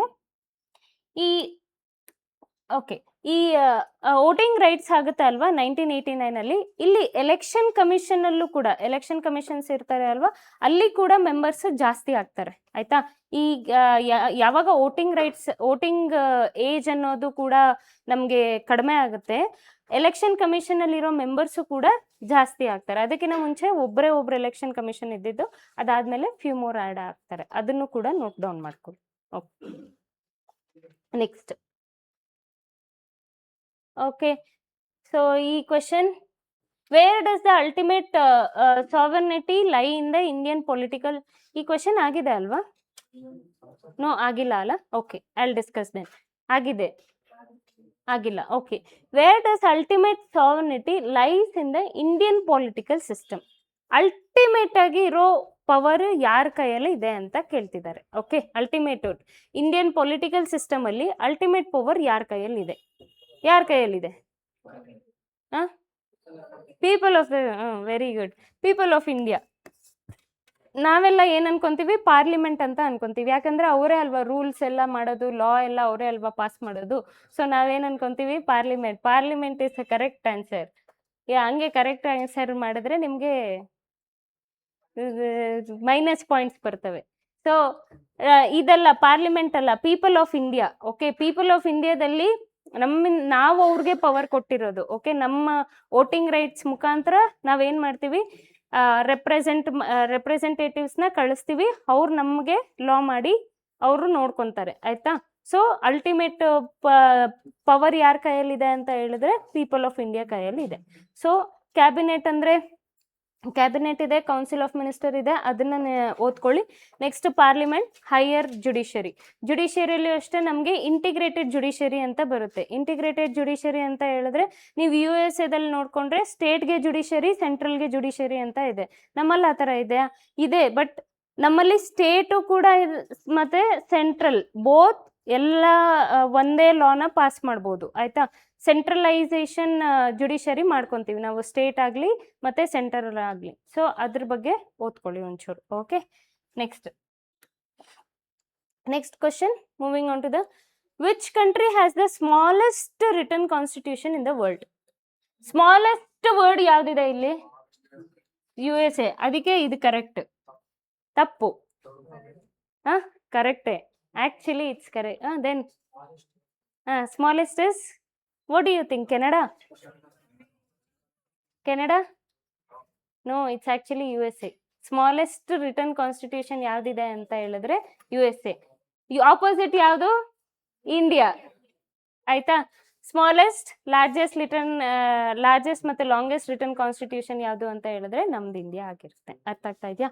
So this is all about India ಅಂತ ಕೊಟ್ಟಿದ್ದಾರೆ, UK ಅಂತ ಕೊಟ್ಟಿದ್ದಾರೆ ಕನ್ಫ್ಯೂಸ್ ಮಾಡೋಕ್ಕೆ. ಸೊ ಕೆನಡಾ ಅಂತಲೂ ಕೊಟ್ಟಿದ್ದಾರೆ. ನಮಗೆ ಪ್ರಾಬಬಿಲಿಟಿ ಇದರಲ್ಲಿ ನಮಗೆ ಕನ್ಫ್ಯೂಷನ್ ಆಗ್ಬೋದು, ಕೆನಡಾ ಇರ್ಬೋದು, ಯಾಕೆ USA ಇರುತ್ತೆ? ಯಾಕಂದರೆ USA already father of all the countries ಅಂತ ಹೇಳ್ತಾರಲ್ಲ, USA ಯಾಕೆ ಇಂಥ ಚಿಕ್ಕ ಕಾನ್ಸ್ಟಿಟ್ಯೂಷನ್ ಇರುತ್ತೆ ಅಂತ ನಾವು ಅಂದ್ಕೊಂಡು USA ಕ್ಯಾನ್ಸಲ್ ಮಾಡ್ಕೊತೀವಿ. C, this is the trap. ನಾವು ಹಿಂಗೆ ಅಲ್ವಾ ಥಿಂಕ್ ಮಾಡೋದು. USA ಎಲ್ಲ ಕಡೆನೂ ಡಾಲರ್ಸ್ ಅವ್ರದ್ದೇ ಇರೋದು, ಅವ್ರದ್ದೇ ಡಾಮಿನೆಂಟ್ ಕಂಟ್ರಿ ನಮ್ಮ ವರ್ಲ್ಡಲ್ಲಿ. ಸೊ ಅಲ್ಲಿ ಚಿಕ್ಕ ಕಾನ್ಸ್ಟಿಟ್ಯೂಷನ್ ಚಾನ್ಸೇ ಇರಲ್ಲ ಅಂತ ಹೇಳ್ಬಿಟ್ಟು ಅದು ಸ್ಟ್ರೈಕ್ ಮಾಡ್ತೀವಿ. ನೋ, ಆ್ಯಕ್ಚುಲ್ ಆಗಿ USA has the smallest written constitution. ಅದರ ಆಪೋಸಿಟ್ ನಮ್ದಿರುತ್ತೆ ಇಂಡಿಯಾ. ಅರ್ಥ ಆಯ್ತಾ? ಸೊ ದಿಸ್ ಇಸ್ ಆಮೇಲೆ ಇದರಲ್ಲಿ ಹಿಂಗೆ ಸಾಲ್ವ್ ಮಾಡಿಬಿಟ್ಟು ಜಂಪ್ ಮಾಡೋದಲ್ಲ. ರಿಟರ್ನ್ ಕಾನ್ಸ್ಟಿಟ್ಯೂಷನ್ ಅಂತ ಕೊಟ್ಟಿದ್ದಾರೆ ಅಲ್ವಾ, ಯಾವ ಕಂಟ್ರೀಸಲ್ಲಿ ಅನ್ರಿಟರ್ನ್ ಕಾನ್ಸ್ಟಿಟ್ಯೂಷನ್ ಇದೆ, ಆದರೆ ಬರ್ದಿರಲ್ಲ, ಅವರು ಫಾಲೋ ಮಾಡ್ತಿರ್ತಾರೆ. ಅವಾಗ ರೂಲ್ಸ್ ಮಾಡಿಕೊಂಡು ಲಾ ಮಾಡಿಕೊಂಡು ಫಾಲೋ ಮಾಡ್ತಿರ್ತಾರೆ. ಆ ಕಂಟ್ರೀಸ್ ಯಾವುದು ಅಂತ ನೆನ್ಪಿಟ್ಕೊಳ್ಳಿ. ಅರ್ಥ ಆಗ್ತಾ ಇದೆಯಾ? ಸೊ ಆಮೇಲೆ ಕಾನ್ಸ್ಟಿಟ್ಯೂಷನ್ ಬರ್ದಿದ್ದು ಯಾರು ನೆನ್ಪಿಟ್ಕೊಳ್ಳಿ. ಆಮೇಲೆ ಡ್ರಾಫ್ಟಿಂಗ್ ಕಮಿಟಿಯಲ್ಲಿ ಎಷ್ಟು ಜನ ಇದ್ರು ಅದು ನೆನ್ಪಿಟ್ಕೊಂಡು ಓದ್ಕೋಬೇಕಾಗುತ್ತೆ. Okay, study more about the constitution. Understood with this? You have any further doubt with this question? We'll move on to the next question. Okay. Next question. Okay. Agide. This is repeated. Sorry. Repetition we will... yes. Which language is not recognized under 8th schedule of Indian Constitution? ಯಾವ language 8th schedule of the Constitution ಅಲ್ಲಿ recognition ಮಾಡಿಲ್ಲ? English. Yes. Sindhi, Sanskrit ಮತ್ತು Kashmiri. English. So ಇಂಗ್ಲೀಷಾ ಕರೆಕ್ಟಾ? English mention ಮಾಡಿದಾರಾ 8th ಶೆಡ್ಯೂಲಲ್ಲಿ? Do you think? No, this itself is a correct option. ನಮಗೆ official ಆಗಿ ನಮಗೆ 2 ಲ್ಯಾಂಗ್ವೇಜಸ್ ಬೇಕಾಗುತ್ತೆ. ಹಿಂದಿ ಆ್ಯಂಡ್ ಇಂಗ್ಲೀಷ್ ಅಂತ ಅಫಿಷಿಯಲ್ ಆಗಿ ನಾವು ಒಪ್ಕೊಂಡಿದ್ದೀವಿ. ಬಟ್ 8th ಶೆಡ್ಯೂಲಲ್ಲಿ ನಾವು ಇಂಗ್ಲೀಷ್ ಟರ್ಮ್ ಯೂಸ್ ಮಾಡಿಲ್ಲ, ರೆಕಗ್ನಿಷನ್ ನಾವು ಇಂಗ್ಲೀಷ್ ಮಾಡಿಲ್ಲ. ಆಯಿತಾ? ಸೊ ಅದರ್ ಲ್ಯಾಂಗ್ವೇಜ್ ನಾವು ರೆಕಗ್ನಿಷನ್ ಮಾಡಿ ಹಾಕ್ಕೊಂಡಿದ್ದೀವಿ. ಸೊ ಇದನ್ನು ನೆನ್ಪಿಟ್ಕೋಬೇಕು. ಅವ್ರು ನೀಟಾಗೆ ಕೊಟ್ಟಿದ್ದಾರೆ. This is very easy question. ಇದರಲ್ಲಿ ಕೂಡ ನಾವು ಕನ್ಫ್ಯೂಷನ್ ಮಾಡಿಕೊಂಡು ತಪ್ಪು ಮಾಡಿದ್ರೆ then our preparation is very danger. ತುಂಬ ಪ್ರಿಪ್ರೇಷನ್ ಆಗಬೇಕಾಗತ್ತೆ. ವೆರಿ ಈಸಿ ಕಾನ್ಸೆಪ್ಟ್ ಅಲ್ವಾ? ನಾನು ಬೇಕು ಅಂತಲೇ ಕೇಳಿದೆ ನಿಮಗೆ ಕರೆಕ್ಟಾ ಅಂತ. ಸೊ ಇದೇ ನಾವು ಮಾಡೋ ತಪ್ಪು. ನಮ್ಮ ಪ್ರಿಪ್ರೇಷನ್ ಮೇಲೆ ನಾವು ಟ್ರಸ್ಟ್ ಇಟ್ಕೋಬೇಕು. Very much easy. ಇಂಗ್ಲೀಷ್ ನಾವು ಯಾವತ್ತೂ 8th ಶೆಡ್ಯೂಲಲ್ಲಿ ಓದೇ ಇಲ್ಲ ಅಲ್ವಾ? So English is just an official. ಇವಾಗೂ ಅಷ್ಟೇ ಇಂಗ್ಲೀಷ್ ಬೇಡ, ಪೂರ್ತಿ ಹಿಂದಿನೇ ಇರಬೇಕು ಅಂತ ನಾವು ಫೈಟ್ ಮಾಡ್ತಾ ಇದ್ವಿ ಅಲ್ವಾ? So English is not recognised. Other language recognition ಮಾಡಿದರೆ ಇವಾಗ ನೀವು ಹೆಂಗೆ ಓದಬೇಕು ಅಂತ ಅಂದರೆ, ಸಿಂಧಿ ಯಾವಾಗ ಆ್ಯಡ್ ಆಯಿತು, ಕಾಶ್ಮೀರಿ ಯಾವಾಗ ಆ್ಯಡ್ ಆಯಿತು, ಸ್ಯಾನ್ಸ್ಕ್ರಿಟ್ ಅನ್ನೋದು ಯಾವಾಗ ಆ್ಯಡ್ ಆಗುತ್ತೆ, ಪ್ಲಸ್ ರೀಸೆಂಟಾಗಿ ಯಾವುದಾದ್ರೂ ಲ್ಯಾಂಗ್ವೇಜ್ ಆ್ಯಡ್ ಆನ್ ಆಗಿದೆಯಾ, ಆ್ಯಂಡ್ ಈಸ್ ಅ ಪಾರ್ಲಿಮೆಂಟ್ ಏನಾದರೂ ಒಂದು ಡಿಸಿಷನಲ್ಲಿ ಇದೆಯಾ, ಯಾವುದಾದ್ರೂ ನ್ಯೂ ಲ್ಯಾಂಗ್ವೇಜ್ 8th ಶೆಡ್ಯೂಲ್ಗೆ ಆ್ಯಡ್ ಆನ್ ಮಾಡಬೇಕು ಇಲ್ವೋ ಅಂತ ಓದ್ಕೋಬೇಕಾಗುತ್ತೆ. ಅರ್ಥ ಆಯ್ತಾ? ಇದನ್ನು ರಿಸರ್ಚ್ ಮಾಡಿಕೊಂಡು 8th ಶೆಡ್ಯೂಲಲ್ಲಿ ಪ್ರಕಾರ ಓದ್ಕೊಳ್ಳಿ. Okay. And also 8th schedule language ಅಂತ ಬಂದಿದ ತಕ್ಷಣ ಲ್ಯಾಂಗ್ವೇಜ್ ಸ್ಟೇಟ್ ರಿಆರ್ಗನೈಸೇಷನ್ ಬಗ್ಗೆನೂ ಓದ್ಕೋಬೇಕಾಗುತ್ತೆ. ಸ್ಟೇಟ್ ರಿಆರ್ಗನೈಸೇಷನ್ ಆಮೇಲೆ ಲಿಂಗ್ವಿಸ್ಟಿಕ್ ಪ್ರಾವಿನ್ಸಸ್ ಇದ್ರ ಮೇಲೆ ಲ್ಯಾಂಗ್ವೇಜ್ ಮೇಲೆ ಡಿವೈಡ್ ಆಯ್ತಲ್ಲ, ಆ ಥರ ಅದನ್ನು ಫರ್ದರ್ ಮೋರ್ ಓದ್ಕೊಳ್ಳಿ. Okay. Next question. Moving on to the next question. Okay. Which constitutional amendment, ಯಾವ ಕಾನ್ಸ್ಟಿಟ್ಯೂಷನಲ್ ಅಮೆಂಡ್ಮೆಂಟ್ ಮಿನಿ ಕಾನ್ಸ್ಟಿಟ್ಯೂಷನ್ ಅಂತ ಕರೀತಾರೆ? 42nd. Very good. 42nd. ಆಯ್ತಾ? Very easy. ನಮಗೆ ಕನ್ಫ್ಯೂಷನ್ ಏನಾಗುತ್ತೆ, 44th ಅಂತ ಅನ್ಕೊಂತೀವಿ.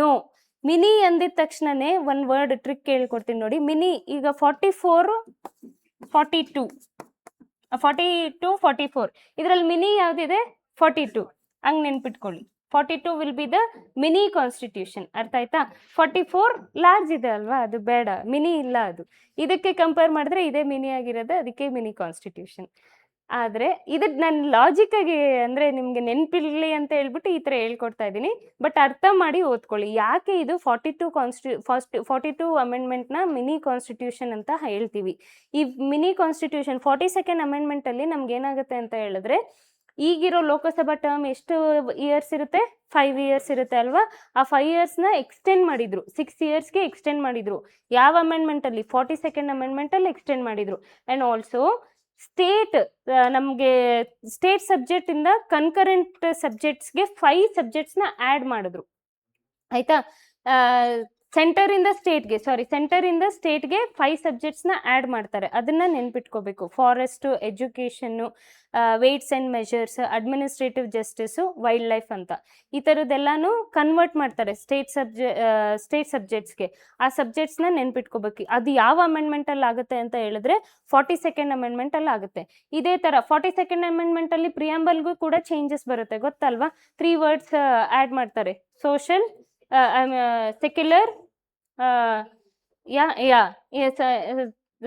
Secular integrity and socialist okay ಇದು 3 ವರ್ಡ್ಸ್ನ add ಮಾಡ್ತಾರೆ ಅದನ್ನ ನೆನ್ಪಿಟ್ಕೋಬೇಕು 42nd ಅಮೆಂಡ್ಮೆಂಟ್ ಎಷ್ಟೊಂದು ಚೇಂಜಸ್ ಇದರಲ್ಲಿ ಆಗುತ್ತೆ 42nd ಅಮೆಂಡ್ಮೆಂಟಲ್ಲಿ ಅದಕ್ಕೋಸ್ಕರ ಇದನ್ನ ಒಳ್ಳೆ ಬುಕ್ ಒಳಗಡೆ ಬುಕ್ ಬರ್ದಂಗೆ ಇರುತ್ತೆ ಅದಕ್ಕೆ ಮಿನಿ ಕಾನ್ಸ್ಟಿಟ್ಯೂಷನ್ ಅಂತ ಕರೀತಾರೆ ಅರ್ಥ ಆಯ್ತಾ ಸೊ ಅದ್ರ ಬಗ್ಗೆ ಓದ್ಕೊಳ್ಳಿ next coming back to other amendments 42nd ಅಮೆಂಡ್ಮೆಂಟಲ್ಲಿ ಏನಾಗುತ್ತೆ 42nd ಅಮೆಂಡ್ಮೆಂಟಲ್ಲಿ ನಾವು ಇನ್ನೊಂದು ನೋಡಿದ್ವಿ ಪ್ರೆಸಿಡೆಂಟಲ್ಲಿ ಸೆಂಡ್ ಬ್ಯಾಕ್ ಮಾಡ್ಬೋದು ಅಂತ ಹೇಳ್ಬಿಟ್ಟು ಅದೇ ಬಿಲ್ನ ನಾವೇನು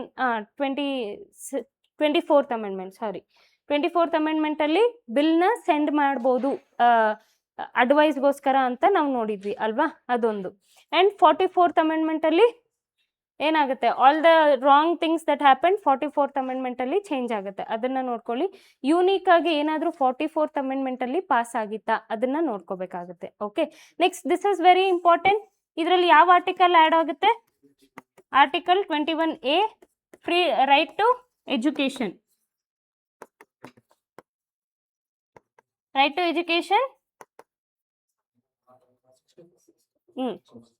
6 to 14 ಓಕೆ 6 to 14 ನಮ್ಗೆ ಏನಾಗುತ್ತೆ ರೈಟ್ ಟು ಎಜುಕೇಷನ್ ಬರಬೇಕು ಅಂತ ಹೇಳ್ಬಿಟ್ಟು ಈ ಆರ್ಟಿಕಲ್ನ ಇನ್ಸರ್ಟ್ ಮಾಡ್ತಾರೆ 67th ಅಮೆಂಡ್ಮೆಂಟ್ ಆ್ಯಕ್ಟಲ್ಲಿ ಓಕೆ 67th ಅಮೆಂಡ್ಮೆಂಟಲ್ಲಿ ಈ ಆರ್ಟಿಕಲ್ನ ಇಂಟ್ರಡ್ಯೂಸ್ ಮಾಡಿಬಿಟ್ಟು ರೈಟ್ ಟು ಎಜುಕೇಷನ್ ಇರಬೇಕು 6 ಇಯರ್ಸ್ ಏಜಿಂದ 14 ಇಯರ್ಸ್ ಏಜ್ವರೆಗೂ ನಮಗೆ ರೈಟ್ ಟು ಎಜುಕೇಷನ್ ಇರಬೇಕು ಅಂತ ಹೇಳ್ಬಿಟ್ಟು ಈ ಅಮೆಂಡ್ಮೆಂಟಲ್ಲಿ ಆ್ಯಡ್ ಮಾಡ್ತಾರೆ ಅರ್ಥ ಆಯ್ತಾ ಇದ್ರ ಬಗ್ಗೆ ಓದ್ಕೊತೀರಾ ಹಿಂಗೆ ಡೀಟೇಲ್ ಆಗಿ okay so that's it about in this question ಈ ಕ್ವೆಶನಲ್ಲಿ ಆ ಥರ ಓದ್ಕೋಬೇಕು ನೆಕ್ಸ್ಟ್ ವೆರಿ ಗುಡ್ ಕ್ವೆಶನ್ ಇದು ಹೆಂಗೆ ಕೇಳಿದ್ದಾರೆ ಅಂದರೆ Indian judicial framework is described as an integrated judiciary ಯಾಕೆ ನಮ್ಮ ಇಂಡಿಯನ್ ಜುಡಿಷರಿ ಇದೆ ಅಲ್ವಾ ನಮ್ಮ ಇಂಡಿಯನ್ ಜುಡಿಷರಿ ಫ್ರೇಮ್ವರ್ಕ್ ಇದೆ ಅಲ್ವಾ ಅದನ್ನು ಇಂಟಿಗ್ರೇಟೆಡ್ ಜುಡಿಷರಿ ಅಂತ ಕರಿತೀವಿ ನಾವು ಯಾಕೆ ಅಂತ ಕೇಳಿದ್ದಾರೆ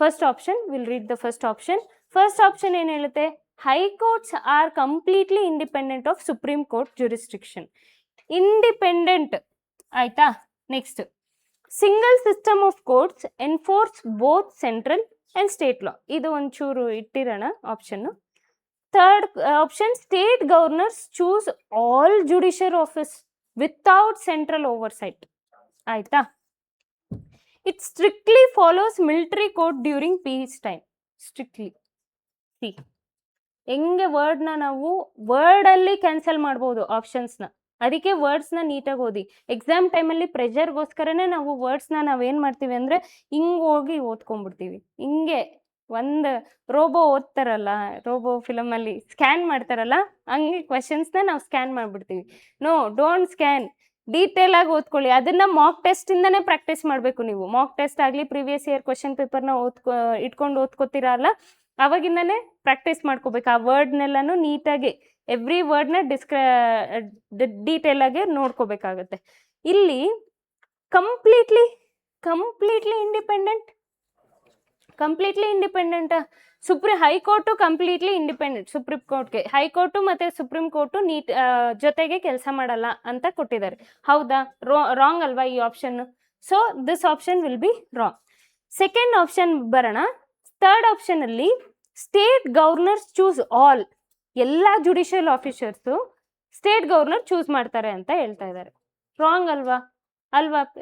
ಇಟ್ಸ್ ಆಕ್ಚುಲಿ ರಾಂಗ್. ಪ್ರೆಸಿಡೆಂಟ್ ಅವ್ರು ಕೂಡ ರೋಲ್ ಇರುತ್ತೆ ಅಲ್ವಾ ಇಲ್ಲಿ? ಹೌದಾ? ಓಕೆ, ಈ ಆಪ್ಷನ್ ಕೂಡ ಹೋಗುತ್ತೆ. Okay, D option strictly follows military court during peace time.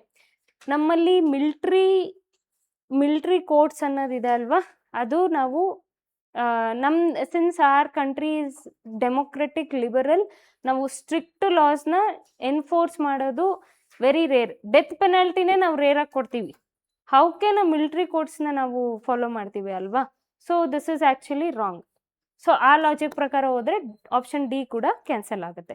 So ಈ ಆಪ್ಷನ್ ನೋಡೋದಾದ್ರೆ ಸಿಂಗಲ್ ಸಿಸ್ಟಮ್ ಆಫ್ ಕೋರ್ಟ್ ಇರುತ್ತೆ, ಬೋತ್ ಸೆಂಟ್ರಲ್ ಮತ್ತು ಸ್ಟೇಟ್ ಲಾನ ಇಂಪ್ಲಿಮೆಂಟ್ ಮಾಡುತ್ತೆ. ಕರೆಕ್ಟ್ ಅಲ್ವಾ? ನಮ್ಮ judiciary both central and state ಲಾಸ್ನ ಇಂಪ್ಲಿಮೆಂಟ್ ಮಾಡುತ್ತೆ ಅಲ್ವಾ? ಸೊ ಈ ಕ್ವೆಶನ್ ಈ option will be the correct option. Single court ಏನು ಮಾಡುತ್ತೆ? ಬೋತ್ ಸೆಂಟ್ರಲ್ ಮತ್ತು ಸ್ಟೇಟ್ ಲಾನ ಎನ್ಫೋರ್ಸ್ ಮಾಡುತ್ತೆ. ಓಕೆ, ನಾನು ಲಾಸ್ಟ್ ಕ್ಲಾಸಲ್ಲೇ ಹೇಳಿದ್ದೆ ಎಕ್ಸ್ಟ್ರೀಮ್ ವರ್ಡ್ಸ್ ಅನ್ನೋದು ಇರುತ್ತೆ ಅಲ್ವಾ? ಕಂಪ್ಲೀಟ್ಲಿ ನೋಡಿ, ಇದೇ extreme words. Completely, all, strictly, ಈ ಥರ ವರ್ಡ್ಸ್ ಬಂದಾಗ ಸ್ವಲ್ಪ ನೋಡಿಕೊಂಡು ಎಲಿಮಿನೇಟ್ ಆದರೆ ಎಲಿಮಿನೇಟ್ ಮಾಡಿಬಿಡಿ. ಓಕೆ, ಎಲ್ಲನೂ ಹಂಗೆ ಇರುತ್ತೆ ಅಂತ ಹೇಳಲ್ಲ, ಬಟ್ ಮೆಜಾರಿಟಿ ಆಪ್ಷನ್ಸ್ ಈ ಥರ ವರ್ಡ್ಸ್ ಯೂಸ್ ಮಾಡಿದ್ರೆ ಚಾನ್ಸಸ್ ರಾಂಗ್ ಇರುತ್ತೆ. ಓಕೆ, ನೆಕ್ಸ್ಟ್ ಏನು ಓದ್ತೀರಾ ಇದರಲ್ಲಿ? ಜುಡಿಷರಿ ಬಗ್ಗೆ ಓದ್ಕೊಳ್ಳಿ. ಜುಡಿಷರಿಲಿ high court, supreme court, district court, family ಕೋರ್ಟ್ವರೆಗೂ ಓದ್ಕೊಳ್ಳಿ ಫುಲ್ಲು. ಓಕೆ, ಅದಾದಮೇಲೆ ರೀಸೆಂಟಾಗೆ ಇಂಪಾರ್ಟೆಂಟ್ ಜಡ್ಜ್ಮೆಂಟ್ಸ್ ಏನಾದರೂ ಪಾಸ್ ಮಾಡಿದ್ಯಾ, ಸುಪ್ರೀಂ ಕೋರ್ಟ್ ಆಗಲಿ ಹೈಕೋರ್ಟ್ ಆದರೂ ಆಗಲಿ, ಇದನ್ನು ನೋಡ್ಕೋಬೇಕಾಗುತ್ತೆ.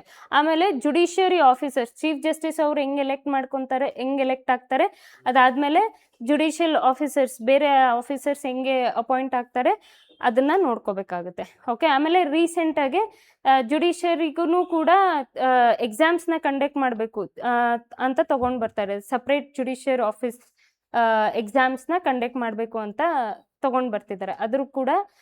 ಅದ್ರ ಮೇಲೆ ಕೂಡ ಫೋಕಸ್ ಮಾಡ್ಕೊಳ್ಳಿ. ಅದು ಕರೆಂಟ್ ಅಫೇರ್ಸ್ ಇರಲ್ಲಿ ಇದೆ, ಅದನ್ನು ಕೂಡ ಓದ್ಕೋಬೇಕಾಗುತ್ತೆ. Okay, next last question for the day.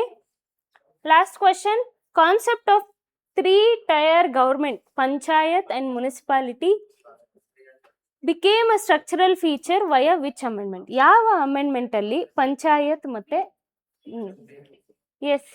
73 and 74, very good. 42, 44, 61, 86, first to 10th. So ಈ ಅಮೆಂಡ್ಮೆಂಟ್ಸ್ ಬಗ್ಗೆ ನೀವು ಓದ್ಕೋಬೇಕು. ನೆಕ್ಸ್ಟ್ ಇದು ವೆರಿ ಈಸಿ ಆಗಿದೆ. ಆ್ಯಂಡ್ ಆಲ್ಸೋ ಇನ್ನೊಂದು ಪ್ಯಾಟ್ರನ್ನ ರೆಕಗ್ನೈಸ್ ಮಾಡ್ತಾ ಇದ್ದೀರಾ. ಈ ಪ್ಯಾಟ್ರನ್ಸ್ ಅಲ್ಲೆಲ್ಲ ನಿಮಗೆ ಗೊತ್ತಿಲ್ಲದ ಅಮೆಂಡ್ಮೆಂಟ್ಸ್ ಕೊಟ್ಟಿಲ್ಲ. ಅಂದರೆ ಲೈಕ್ ಯಾವುದ್ಯಾವುದೋ ಬೇರೆ ಅಮೆಂಡ್ಮೆಂಟ್ಸ್ ಎಲ್ಲ ಇರುತ್ತಲ್ಲ, 106 ಅಮೆಂಡ್ಮೆಂಟ್, ಆ ಥರದ್ದೆಲ್ಲನೂ ನಿಮಗೆ ಕೊಡ್ತಾ ಇಲ್ಲ.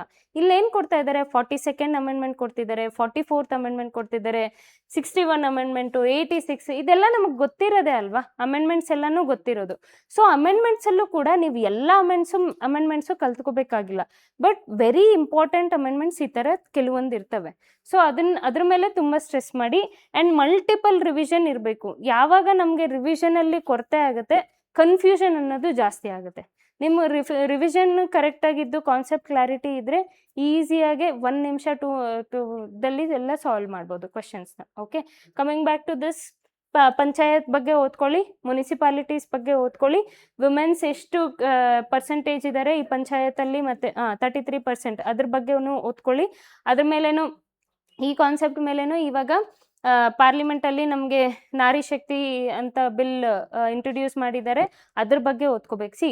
ನಾನು ಕಾನ್ಸೆಪ್ಟ್ ಓದ್ಕೊಂಡೆ, ಇವಾಗ ಕರೆಂಟ್ ಅಫೇರ್ಸ್ಗೂ ಲಿಂಕ್ ಮಾಡ್ತಾ ಇದ್ದೀನಿ. ಈ ಥರ ಕಾನ್ಸೆಪ್ಟ್ ವಿತ್ ಕರೆಂಟ್ ಅಫೇರ್ಸ್, ಇದನ್ನು ನೋಡ್ಕೋಬೇಕಾಗುತ್ತೆ. ಓಕೆ, ನೆಕ್ಸ್ಟು ನಿಮಗೆ ಸ್ಕೀಮ್ಸ್ ಮೇಲೇ ಕೊಡ್ಬೋದು, ಇಲ್ಲ ಬಿಲ್, ಇವಾಗ ನಾನು ಹೇಳ್ದೆ ಅಲ್ವಾ ರಿಸರ್ವೇಷನ್ ವಿಮೆನ್ಗೆ ಕೊಡ್ತಿದ್ದಾರೆ ಅಂತ ಹೇಳ್ಬಿಟ್ಟು, ಆ ಬಿಲ್ ಮೇಲೆ ಕ್ವೆಶನ್ಸ್ ಕೇಳ್ಬೋದು. ಅದು ಡಿಫಿಟ್ ಆಯಿತು ನಮ್ಮ ಪಾರ್ಲಿಮೆಂಟಲ್ಲಿ, ಆ ಬಿಲ್ ಡಿಫಿಟ್ ಆಯ್ತಲ್ಲ, ಸೊ ಇಂಪ್ಲಿಮೆಂಟ್ ಮಾಡಬೇಕು ಅಂತ ಹೇಳ್ಬಿಟ್ಟು, ಅದನ್ನು ಯಾಕೆ ಡಿಫಿಟ್ ಆಯಿತು, ಹೆಂಗೆ ಡಿಫಿಟ್ ಆಯಿತು, ಮೆಜಾರಿಟಿ ಯಾಕೆ ಬರಲಿಲ್ಲ ಅದ್ರ ಬಗ್ಗೆನೂ ನೋಡ್ಕೊಳ್ಳಿ. Okay, so this was all about this chapter, and this was the last question for the day.